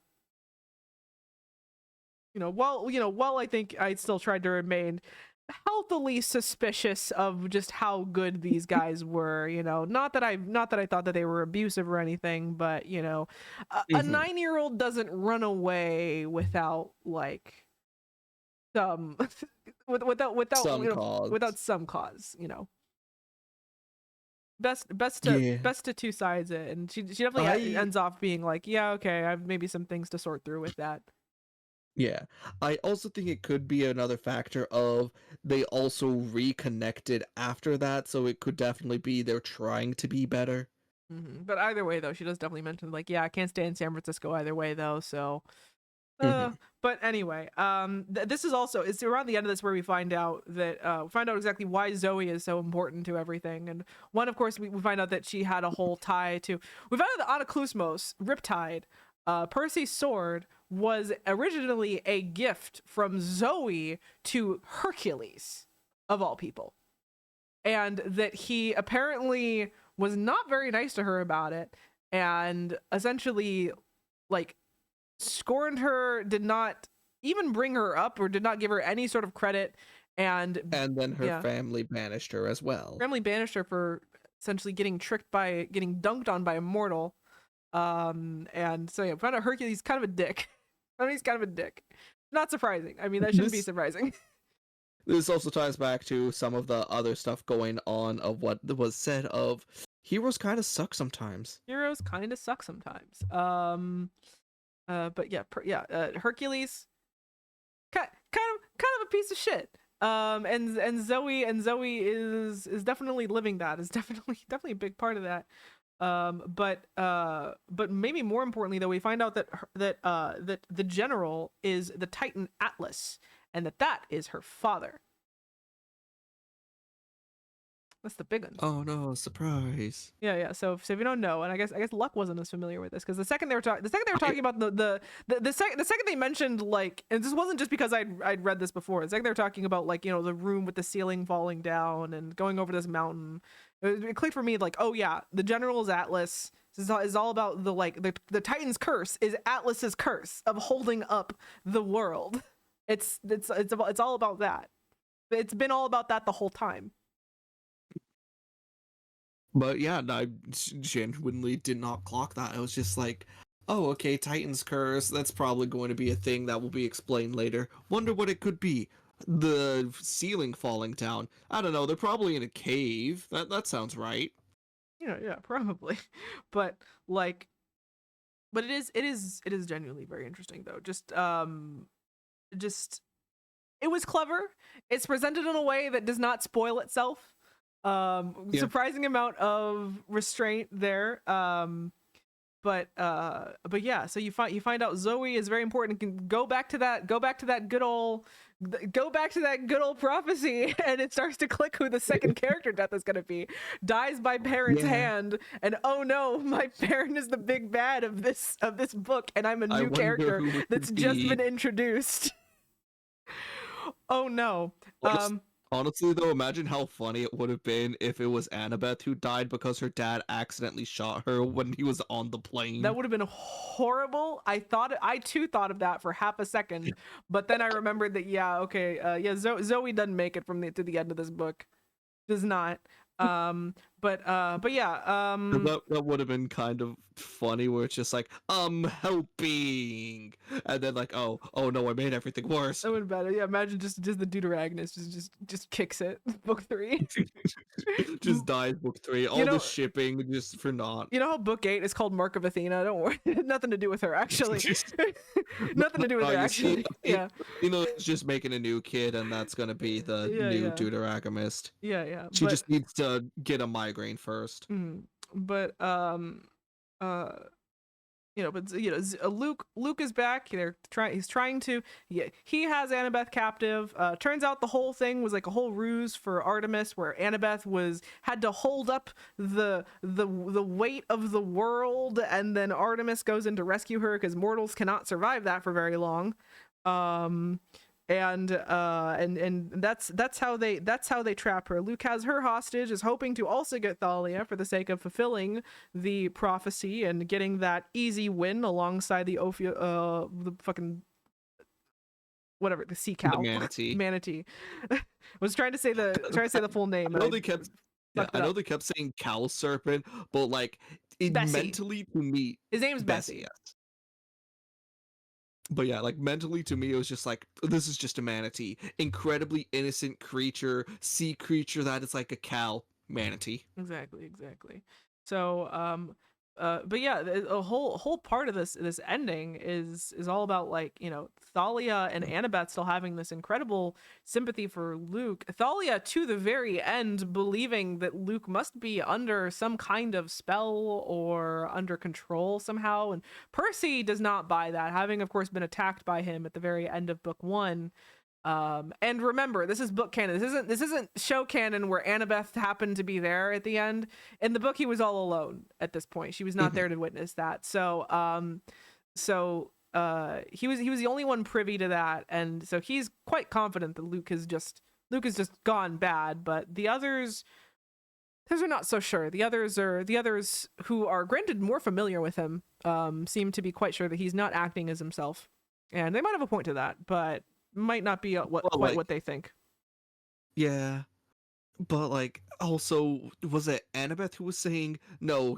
Don't kill Luke. He might be reasoned with. Was it her? Or... Yeah, it was her that was saying that, and keep in mind, even though Thalia still definitely feels for him and still is quite convinced that he is not himself at the moment, still pushes him off a cliff. He's fine though. He gets better. It's immediately established that he is in fact fine. Cliffs not that dangerous in this world. I mean, yeah, obviously we know that. But it even like kind of like Zoe's death is a bit of a cop out in a way. The fact that she gets bitten by the poisonous dragon, and the second they're like she's like hiding something, like her side is hurting, like dead, dead, dead, and then they try to act Yeah. as if Atlas actually killed her because he like shoved her into the wall. I'm like, false, incorrect, cop out. But either way though, the whole move of Thalia pushing him over the cliff, whether she believes he's under a curse or not, is at least enough to net her a spot with the huntresses. Yeah. And that she It basically, shows yeah, that she had turned against the man that kept her there before. no, she did. And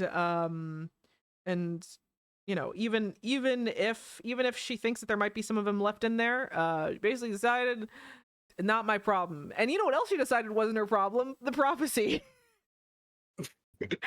Just definitely point out that, like, oh yeah, I'm gonna turn 16 tomorrow. Fuck that. Fuck that, actually. I'm gonna go with these guys. Yeah, with her immortality, doesn't that mean that it's just like technically never turning 16? It's So therefore, technically never gonna turn. It was notable that Apollo did point out that, like, oh yeah, you're gonna be 16 on this day, and then she was like, oh. And that was like a thing that he said really early on, and I forgot about that. But yeah, she basically said, oh yeah, I'm turning 16 tomorrow, and oh, go on. she said, I'm turning 16 tomorrow. Nope, not doing that. Let's forget about that. Let's go see the hunters. I was gonna say, it strikes me as kind of funny where it's just, she basically gets a conversation with Apollo, just like, oh, remember how you said I was going to turn 16? Haha, joke's on you. Joke's on you.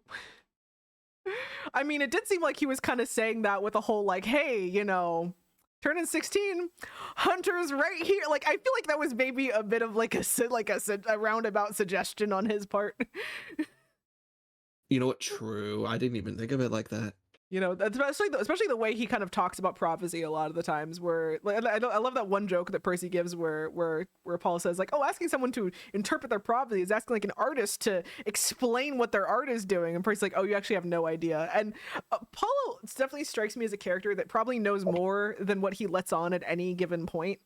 And these scenes are definitely a lot of proof to that, IMO, and that, like, he's constantly kind of dropping hints, trying to help people here and there and nudging things. You do have to remember that, again, literal god of prophecy. Of course he knows what the prophecy is. He knows that shit in and out. He probably knows better than anyone what's actually going to go down.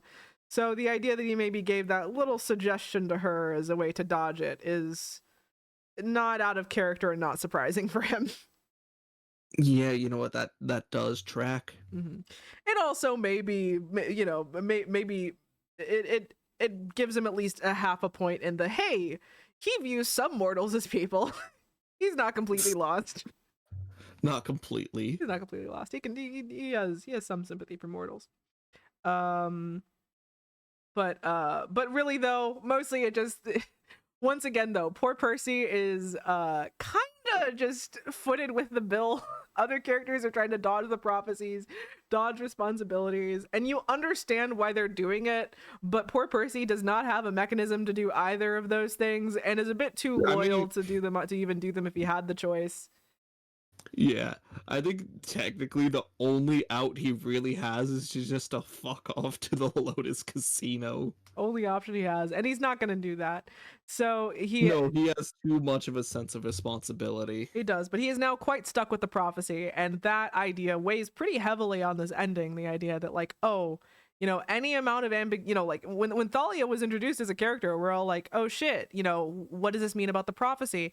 Bianca's introduced, and you get those hints about who her godly parent is, and you start wondering, like, oh shit, you know, what's going on here? But it starts to, you know, just as this book introduces these characters that could potentially take on this burden, it starts to take them off the playing board one at a time, and you start to more and more realize that, oh yeah, it's just kind of on him. There's no real recourse here, no real other options, and you kind of start to feel bad for him as it sinks in, even as the poor little guy decides that, if, you know, he has to be responsible for all this, he decides to try and own it, and it just sucks more.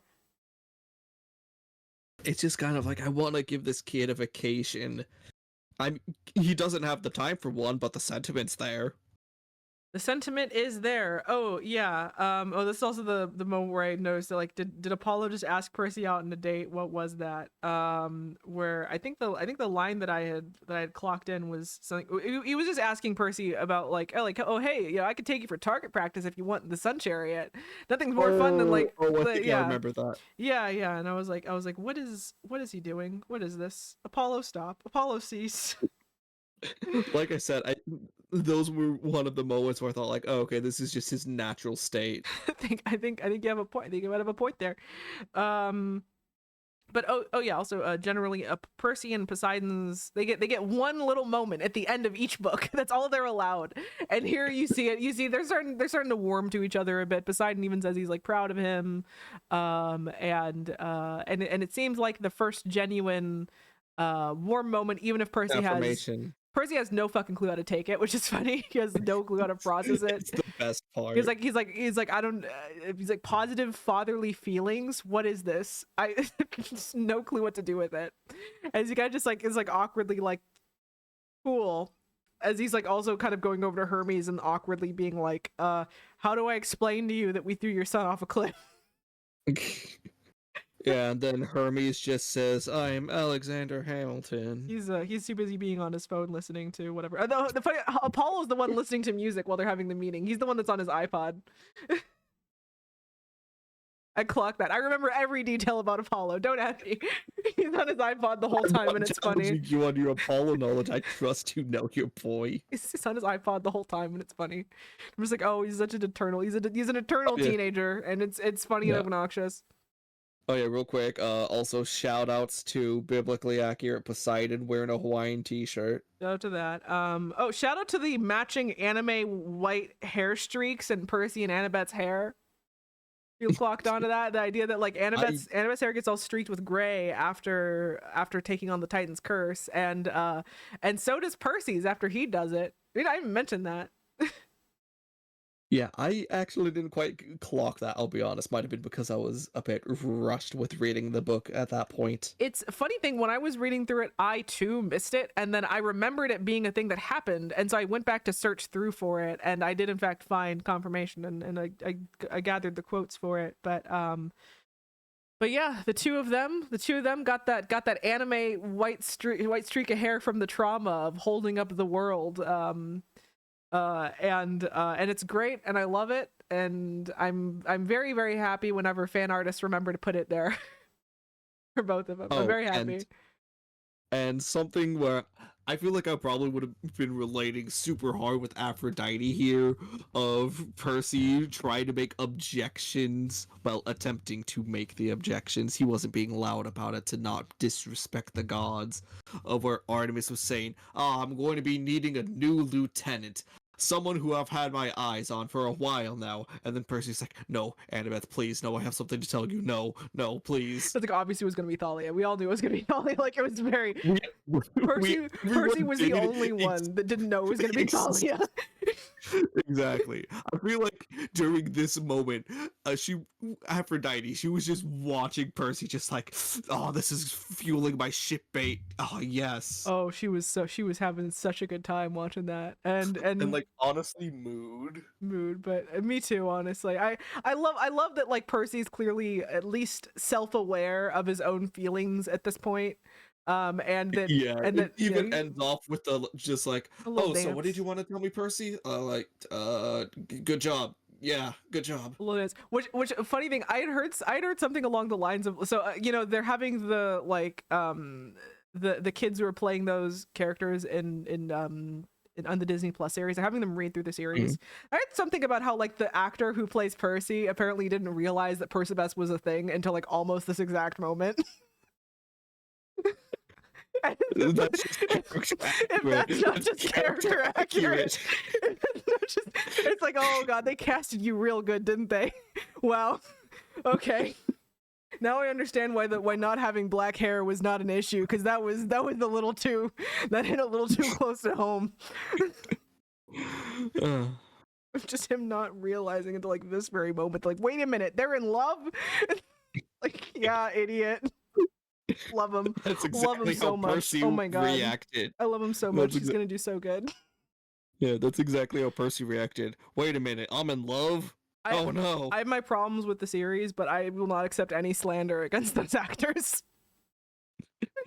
And so the last thing for this chat before we get into the actual like last thing we actually want to talk about with this is the fatal flaw stuff, because I think that's actually important. We already knew that like Annabeth's whole fatal flaw was pride, right? She was literally like Yeah. the whole hubris thing, like she's Odysseus. She was Odysseus in the Odyssey. You don't get that without having an issue with pride. And Percy's is loyalty, which I think is interesting for a couple reasons. Maybe first of which being that I think it's kind of a fucking cop-out. But like at the same time I can understand it, because it does seem to track with this character for the most part. I can understand it. I can even understand the ways in which it can go wrong. Yeah, because like literally first quest, it was just like, go to the underworld, see what you could do about things, and Percy's just like, I shall do that to save my mom. Yeah. He definitely has a thing with loyalty. I think it's mostly just a cop-out, and that like it's like not a flaw, right? That's like a really heroic thing. Yeah.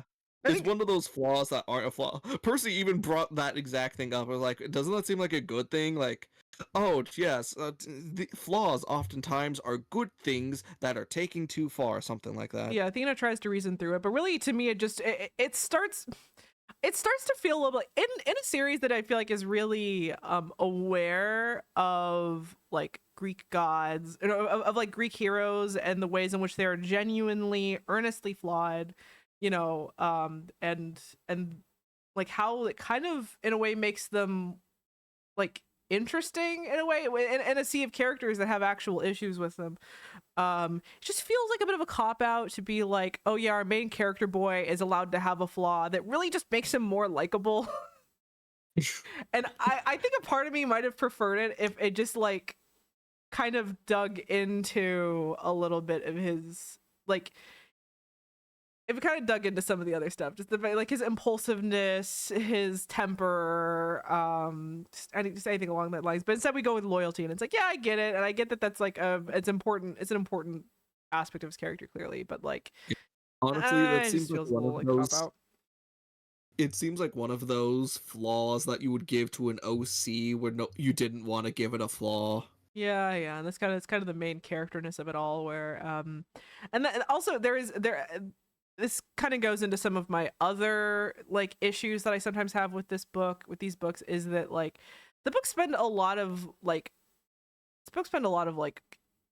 they spill a lot of ink explaining this whole idea that like Percy is not like the main character of this story, right? Percy has like main character syndrome, and he's constantly like subverting orders and doing all these things and getting himself in trouble in it. If only he had like a bit of humility. But then it like also objectively treats him as the main character in a lot of ways, in a way that is like could not be in a way that like is very on the nose. Yeah. Plus, whenever he does something that is subversive, it works out. Because it's just like, yeah, because it's like, oh no, Percy, how dare you go on this quest? Oh, but at the same time, prophecy said 5, and they're gonna go with 4, so yeah, no choice but to. So it's like, I think sometimes the book confuses its own messaging sometimes, and that it very much like it wants to almost be this deconstruction, trying to like almost treating Percy as having a bit of main character syndrome in the way that he's always inserting himself into the stuff and how he can get himself in trouble with that, and while also like very much treating him as the main character. And I feel like it could stand to be a bit clearer on that, because what it ends up doing is either doing weak shit like this, or like maybe even worse, coming across as genuinely mean-spirited at times. And I was even looking through some posts about it, and I wonder if that's going to start kicking in some of the next 2 books, where it's like, yeah, it can be a little mean-spirited in the way that like they accuse Percy of having main character syndrome, while also very clearly being the main character of this book and of these books and all the ways that matter, including this whole shit where his fatal flaw is something as inoffensive as being loyal. Anyway, that's why Percy's a Hufflepuff or whatever. Yeah. Percy should be a Hufflepuff. Anyone who draws Percy as a Gryffindor in your fan art, Yeah, incorrect. He's a Hufflepuff. We all know this about him. Anyway, out of everyone in that camp to be a Gryffindor, it'd probably be most of those Aries kids. Clarice would be a great Gryffindor. Clarice is a 10 out of 10 Gryffindor. Annabeth is clearly a Ravenclaw. It's everyone knows that. But Percy's a Hufflepuff. And Tyson is clearly Hagrid. Tyson's Hagrid. Tyson's Hagrid. Nico's edgy enough to be in Slytherin, but is he blood racist enough? We'll find out. That is yet to be seen. We'll find out because the very last thing I want to discuss here is about Nico, because a lot happens. With Nico. Crash out. So Nico finds out that Bianca's dead, and he has a crash out in which many things are revealed in quick succession. One of which he cracks open the earth, summons and then banishes a wave of skeletons, and you're like, oh, it's Hades. Oh. In case you didn't get it, they went a little more, saying where Percy had tripped over the golden figure that Bianca tried to get for him. It was Hades. They were very on the nose with it. Very on the nose. Nico and Bianca were the children of Hades, and survived because of the Lotus Casino. They were there before the pact was made, is what Percy had said. Yeah, despite all the jokes I made about none of them actually keeping with the pact, technically Hades did. His kids were young when the pact was made, but yeah, they were born during the course of World War II, not after it. So, but the only sin he has is being a bad parent who left his kids at the grocery store and didn't notice for 70 years. That's the main sin he had. But honestly, though, you feel so bad for Nico during this point, in which he's clearly just really scared and going through it, and Percy is trying to get through to him, trying to help him, doing whatever he can, and Nico just isn't hearing it because he's not in a place to hearing it, and also he's a super powered toddler who's terrified and who's causing damage and doesn't actually realize it. Yeah, because Nico kept saying you lied, you promised. Yeah, and it hurts a lot. You can definitely feel what Nico is feeling, even if you. I mean, you can't be that frustrated at him for it, right? He's real young. He's what, 9? He's at a this kid point? who lost his only family, who was basically his mom's sister. Yeah, and he clearly definitely looked up to Percy at this point, just the way he was clinging to him. Cling to someone. That's a very, very classic sort of imprinting situation over there. He had a cool older brother figure, and he was like, ugh. And also a crush, but we'll get to that later. Oh no. We'll get to that later. But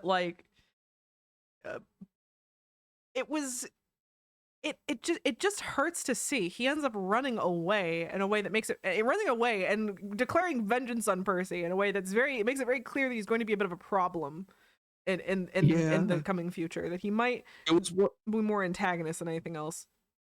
It was one of those moments in a Telltale game of this person will remember this. It was, and he ends up running away and going out with us being unsure of whether obviously he's not going to get eaten by monsters. Chiron theorizes that might happen, but he's a bit too powerful for that. But possibly he might end up with the Titans, but I kind of doubt that they'd be too interested in him, especially since the book ends with Percy vowing to take on the responsibility of the prophecy and not bowing out in it for any reason, for the sake of even giving Nico that little bit of protection from the eyes of the Titans, from the responsibility of it all. And so he basically is the first one to kind of take it up and be like, yeah, okay, I can't leave this little kid to just suffer with that. So it's really interesting, and it's kind of funny. We're in a whole like we get two really interesting, very sympathetic cases of characters kind of dipping out on responsibility in one way or another. You know, Thalia, Bianca, but Percy kind of just takes it on. I guess that's why it's kind of why we trust him as the main character, because he's the one that's willing to make that hard choice to put himself on the line for that,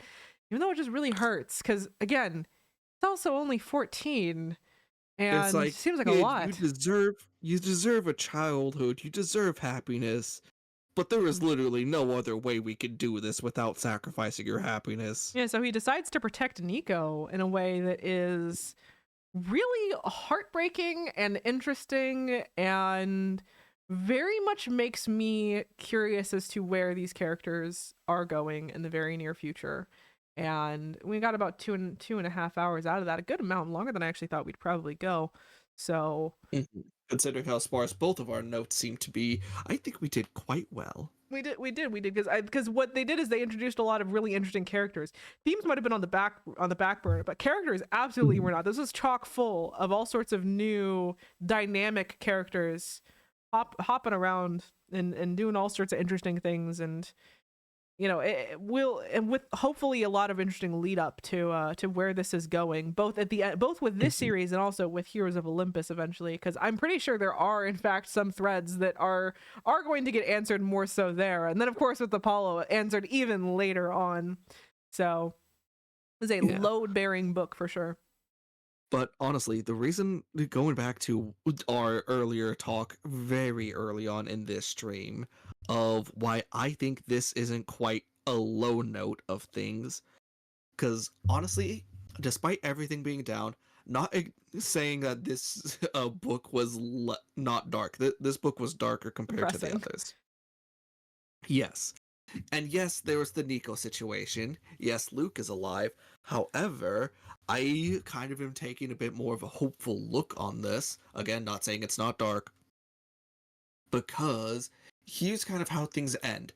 Percy is reinvigorated with things. He seems to be in a lot better position to be able to handle personal responsibility despite all the setbacks of things. He's reunited with Annabeth. Additionally, the gods themselves are starting to take Cronus more seriously, especially with Artemis saying, yeah, during the winter solstice, I was going to say, let's rock up and start hunting down some of Cronus's stuff. And that is exactly what happens, where, yes, there are dark moments, but there still is that silver lining, which, The Empire Strikes Back, literally all main characters were indisposed of in one way or another, whereas this isn't quite the same in my opinion. I see. I still think the comparison stands. I see where you're coming from. I still think the comparison stands. I don't think it has to be a 1-to-1 for it to functionally be the same thing. I do agree with you that this is a bit more of an emotional low point, but by nature of it being still a juvenile novel, it still has some hopeful bits to it. I understand. Where, yeah, it definitely is the middle chapter, dark before the light. It's still structurally though. Still structurally holds the same space. So I'll still say I agree with you, but I still hold my opinion. I mean, again, I'm not quite sure what your opinion is there, but I guess yeah. My opinion is, even though this was dark, there still seems to be lots of hope. Yeah. And I would say like, I wasn't saying there wasn't, just that like structurally it holds that place. But okay. I can yeah. No, there is bits of hope, even if there are certainly some heavier elements both to come and both with this, and hard to not feel the very least a bit heart rended at Nico's how Nico's story begins. Absolutely. And I hope also, even having not seen where he goes, I that should make it plenty obvious why he was a fan favorite from like day one. People love Nico. People adore Nico. I feel like if it wasn't for the crash out at the end, he would be receiving less love. The crash out helps. The fact that he becomes like a shitty little goth boy later on helps more. Because again, he wouldn't be a shitty little goth boy if it wasn't for everything that happened. Oh yeah. Because viewers in chat, basically, Lily had kept telling me like, "Oh yeah, Nico's gonna come later on. He's like a little edgy goth boy." Then I read the book of his first appearance. He's like, "This is a fucking nerd." He's a little nerdy guy. He's a little cutie pie, but yeah, it's like I feel like Apollo was well within what I'd set you up for, but Nico was definitely Nico was definitely a bit of a left turn. Yes. But yeah, it's again we're gonna get more into his character as we go on. I too really love Nico. He's not my favorite in that, like, I think the edgy boy type, literally my favorite's Apollo. The edgy boy type has never had that much appeal for me. I'm just gonna be real, but I get why he's so beloved, and I'm looking forward to getting more into him, especially as again Exploring his character. he has two whole books where he's like the main character alongside Will Solis. And I haven't even read those, but we will get to those eventually. And one of them is coming out in September now, so we're gonna have a lot more to like dig into with him eventually in like 2 years when we get to that. Gosh, how are we gonna keep up when he keeps on making new books constantly? How are we gonna keep up with this? This is why This is why I'm having to skip the short stories. We do not have the time. We do not have the time Don't between worry, everything we else. got this. We It's fine. we got this. But I did in fact have to consider how I'm gonna we're gonna wrap up here. I think we they have our thoughts on it. It's maybe my favorite so far, even if I also think it's kind of like the worst one so far. But worst in a sea of things that are like very, very good. So it's certainly not bad. It's great. It's an amazing book, but maybe complicated feelings on it. I liked it. Yeah, weaker entry, but still solid. Definitely. And again, I'm predisposed to actually quite liking these little like edgy middle chapters, edgy middle chapter books. I like them. And of course, I think two things. Now maybe to wrap up, we can talk about some like more channel stuff. Because okay, so you might have noticed, did not get the edit up for Sea of Monsters. Things came up. Things come up. That happens. Life happens. I get busy with other stuff. Some other video essay stuff, some other things I was working on kind of got in the way, and I did kind of have to question a bit whether I really wanted to continue doing the edits for this, because the first edit of it did okay. It did not do as good as my other video essay stuff goes, but editing it still takes like a considerable amount of time. Long. Just in sorting through all of the audio, because that's really the biggest part of it. It does take actually a lot of time, and I think rather dedicate more time to video essay stuff than doing edits for these. So I think I'm gonna like probably stop doing edits of these and just leave them as a VOD thing for you to enjoy full and unfiltered. What I might do instead is I might start instead posting versions of these with like a bit of cleaned up audio, maybe like one good visual, doing like I did I'm like the DMC thing that's coming out Sunday, where I just clean up the audio to make it look nice, and or I clean up the audio to make it sound nice, and then I do some original art to be on screen for the whole time, and just post it like that, with a good nice original thumbnail. I might even go back and repost the others like that, because I still have the VODs on hand for those. But yeah, probably in the future, not gonna be posting the super detailed edits where I go in and I try and like remove all the ums and the ands and the awkward pauses and little conversation cul-de-sacs that go nowhere. You're gonna get raw, uncut audio. That's how we're gonna do it. Woo. I need to focus on other more scripted projects that I'm more passionate about, and I don't like editing. I don't like doing it. I don't like doing it. What can I say? And it really just started becoming a distraction. So I'm dropping doing that. And other than that, though, maybe the other thing that's important is we were originally aiming for doing it on the last Friday of every month. It has moved now to the first Friday of every month. Just like the last two have been that way. So I figure might as well just continue on with that if it's been a pattern anyway of just trying to do it the first Friday of every month. We've offset it enough anyway. If we offset it again, we'll let you know. But that you can blame Luck's schedule for that shit. Actually, that's been him. That's been on him. I truly apologize. It's yeah, I've had work stuff pop up. We're busy people, busy with other things. Even I as an attempted full-time content creator, sometimes shit gets in the way. What can I say? I wasn't gone for the entire month of like March for shits and giggles. Shit happened. So like we're probably gonna try. So most likely, Battle Labyrinth is going to be the first Friday of June, most likely. And because I'm probably going to be moving in July, whether the I forget what the last book's called actually off the top of my head, but the last Basically, expect last Olympian or potential something, delays. something like that. Yeah.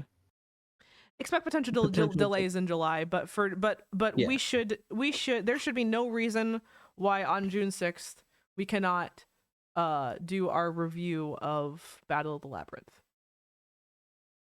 So we're gonna give it we're gonna do that. We're gonna do that. Assuming that Luck actually gets his hands on Battle of the Labyrinth in a reasonable period of time. I shall.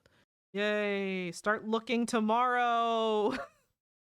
I'll do it Monday. Actually, I've been getting the digital versions of it originally so I could I like doing it for the first three because that meant I could screenshot quotes and I could put up really clean versions of them. But if I'm not going to do that anyway, from here on out, I might consider picking up some used versions of these books relatively soon to buy. Yeah, I'm gonna be honest. For me, whenever I've been bringing up quotes, it typically is either I type it out or I get lazy with my notes and then just write down a page number, and so I have to flip through the book to see what I was saying. Oh, nice. I might try and pick up I'll make my way out to the used bookstore, and if I forget to do that next week, then I'll punish myself by just purchasing the digital version. It's like $7. It's not that big of a deal. So yeah, but I'm gonna try and frequent my local used bookstore, and because I have some comics to sell. I have some comic books to sell over there. Interesting. How fun. So yeah. For me, support your local library. Local library is good.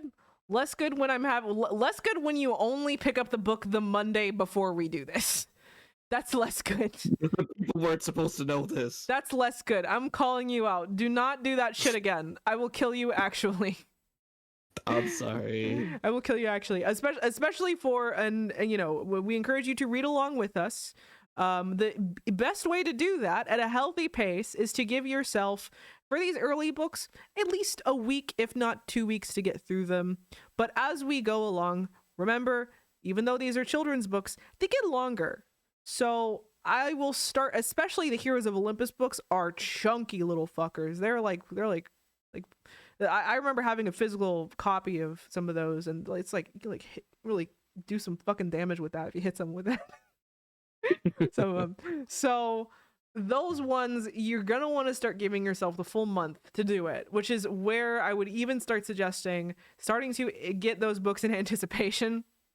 Once you know that the stream is coming, get them in anticipation and start working on them early, even especially as because once we finish the Percy Jackson series, the mainline series, at least the first bit, there's more to come after. We're gonna start alternating some of them. So you know, Kane. I think we have like a Kane Chronicles book, and then the first Heroes of Olympus is, I believe, what comes after the last Olympian, and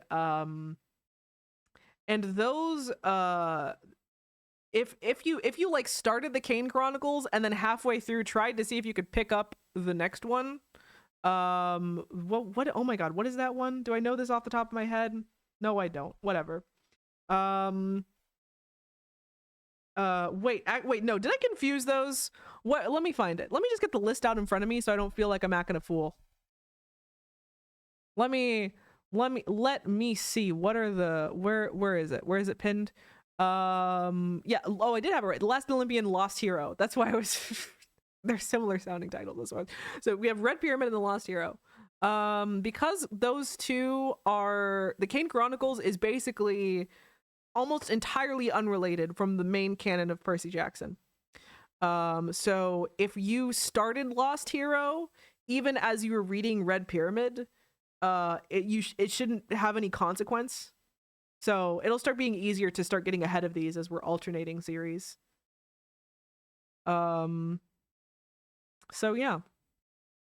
Don't worry, there's not actually too many of those ones that are kind of like kind of Elseworld. Not Elseworld, like side story type dealios, where it's like different pantheons. Because Kane Chronicles is the Egyptians. Magnus Chase, which yes, yes relation. Funny enough. Magnus Chase is the Norse mythology. The boy. Oh. Yeah. So wait, does that mean just Professor Chase just gets around? I believe Magnus is Annabeth's cousin. I believe. Oh, slightly less funny. Slightly less funny, but yeah. It's so yeah, but yeah, yes relation though. Fun fact, because like all these characters are related at this point. They really are. Like they're just.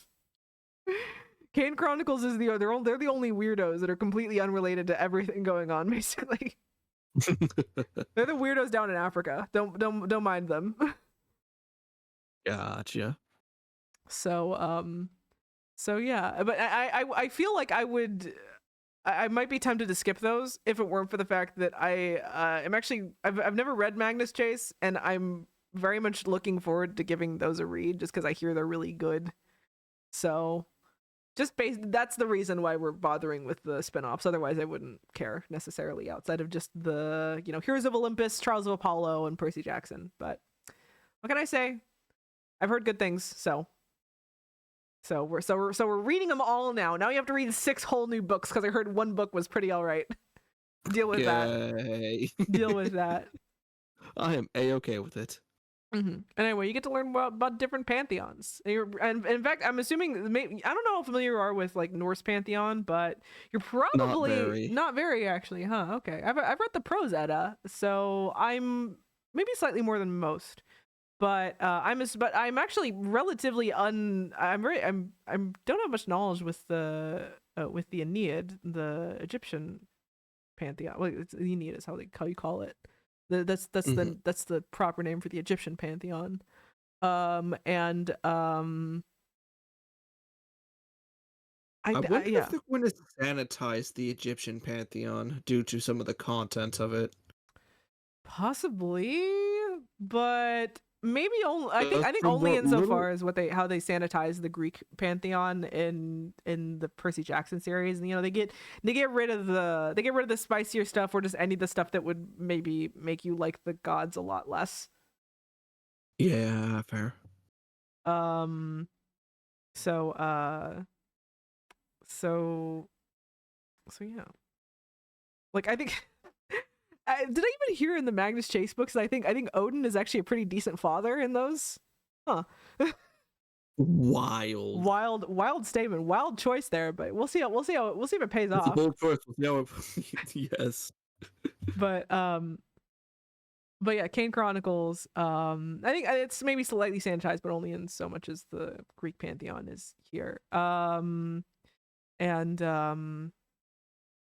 yeah, but yeah, my familiarity with it though is relatively limited as a Western person. I may be African, but I'm not actually from that side of things. So I don't know. Even my own place's mythology is kind of hazy to me. So so we're all gonna learn something new probably, outside of what I remember from having read Red Pyramid a long time ago. Definitely a learning experience for all of us, and we shall see how it goes. Yeah, in between the Atlas thing, you actually learned a thing here, so it's why I Hmm. say read. It's why I say read more books, even if they're silly children's books. Eventually, one day, I'm gonna force him to read actual literature, not just like Percy And Jackson and Homestuck or whatever, but like an actual book. and I'm actually quite looking forward to that, contrary to any jokes I will make in the future Mhm. or have made in the past. In fact, actually, I had told her about this before, saying I wish to get back into reading because I feel like I've grown illiterate. I would in fact we did kind of lock ourselves into this. This did become kind of a how do I say, a commitment, you know? Yeah. We got like enough books to probably occupy us for the next 2 years, but depending on how things go, I would be, and depending on Luck's interest in that, I would be plenty willing to occasionally break things up with a one-off of something else. Like I don't know. I'm even trying to look and see if there would be a good place to do that, and I don't know. We'll see. We'll think about it. But I would love to, like, I don't know, take a break to force you to read, I don't know, Crime and Punishment or Dracula or one of those Oh books that I really no, love. the I mean an classics. actual book. You need to read an actual book one of these days, Luck. Yes, the classics. I'm gonna force you to read an actual book. And I am relying on you to force me into this. Yeah, yeah. Or even just other books that are outside of the kids book umbrella that are maybe a little sillier. Like, I've tossed around the idea of forcing you to read a romance book too, or two. Like, I was even like at the pet food store grabbing like cat food for my cat, and there's like a wine store right next to it. And I don't got no money for wine right now, but it would be a kind of funny gimmick to do like romance books over wine. I do in fact have wine. Do a full on mom style book club, and just both of us are obligated to like discuss whatever romance book we have with a bottle of wine, and we could do like, I mean, I'm gonna be honest, I'm probably just gonna force you to read the likes of oh my god, if I try and pronounce this author's name, I'm gonna butcher it, so I kind of want to not try. But they have works like Grandmaster of Demonic Cultivation, Heaven's Official Blessing, Scumville and Self-Saving System, ancient Chinese yaoi. Oh, that's what you're talking about. Yeah. So those would be fun ones to force you to read, just because I'm curious about what your read on them would be, if you would enjoy them. I have a feeling if you would enjoy any of them, you'd probably get a kick out of Scumville and Self-Saving Systems, and that's basically an isekai anime in the form of a kind of spicy yaoi novel, and it's a pretty good isekai too, is the funny thing. But Oh, I see. also, it's also like dramatically shorter than these Percy Jackson books. They're dramatically shorter. Oh goodness, I'm gonna have to try getting these things online so my family doesn't see me walking in with that book. The covers aren't spicy. You're fine. Oh, okay. The covers okay, aren't okay. even vaguely suggestive. You're okay. So but those are maybe ones that you maybe can't get at your local library. You underestimate what a local library can do. Maybe I do. Maybe they would have them, I but mean, like, actually, fun fact: at the library I had worked at, we actually had a small foreign language section. okay, that's neat. But yeah, this honestly, I have physical copies of a lot of these books already, which is maybe also part of my motivation. But because it would be so many. The Scumville and Self-Saving System is only, I think, 5 books in a series, and each book is a very breezy read. Honestly, I would not be at all afraid to force you to pick up the pace and do two of those a month instead of one.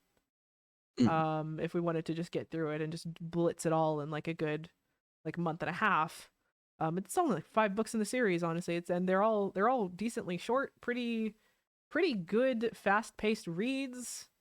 I'm gonna recommend those, but that's all future shit though. So we've been going on for like an hour, for like 2.5 hours. It's basically, we're basically done here. We've been done for a bit.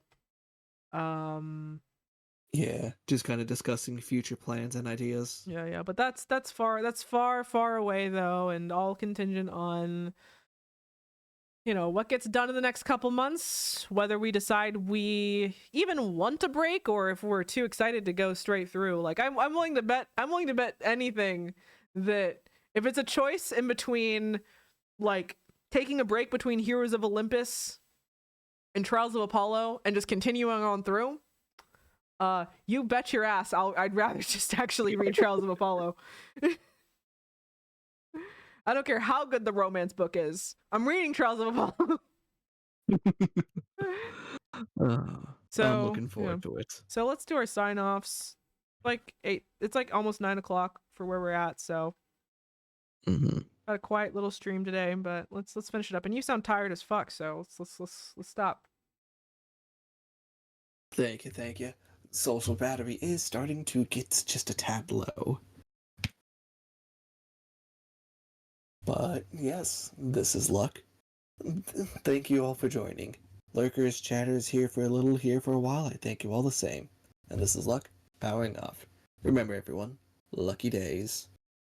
And this is Lily, your professional yapper. I could probably go on for another 2 hours if I wanted to, but I guess we're done for now. So we'll just do a little quick. Do you want me to try re-energizing myself so we can No, yap go more? to bed. I'm just gonna do. Let's do our thing. Okay, 3, 2, 1. Good night. Good night.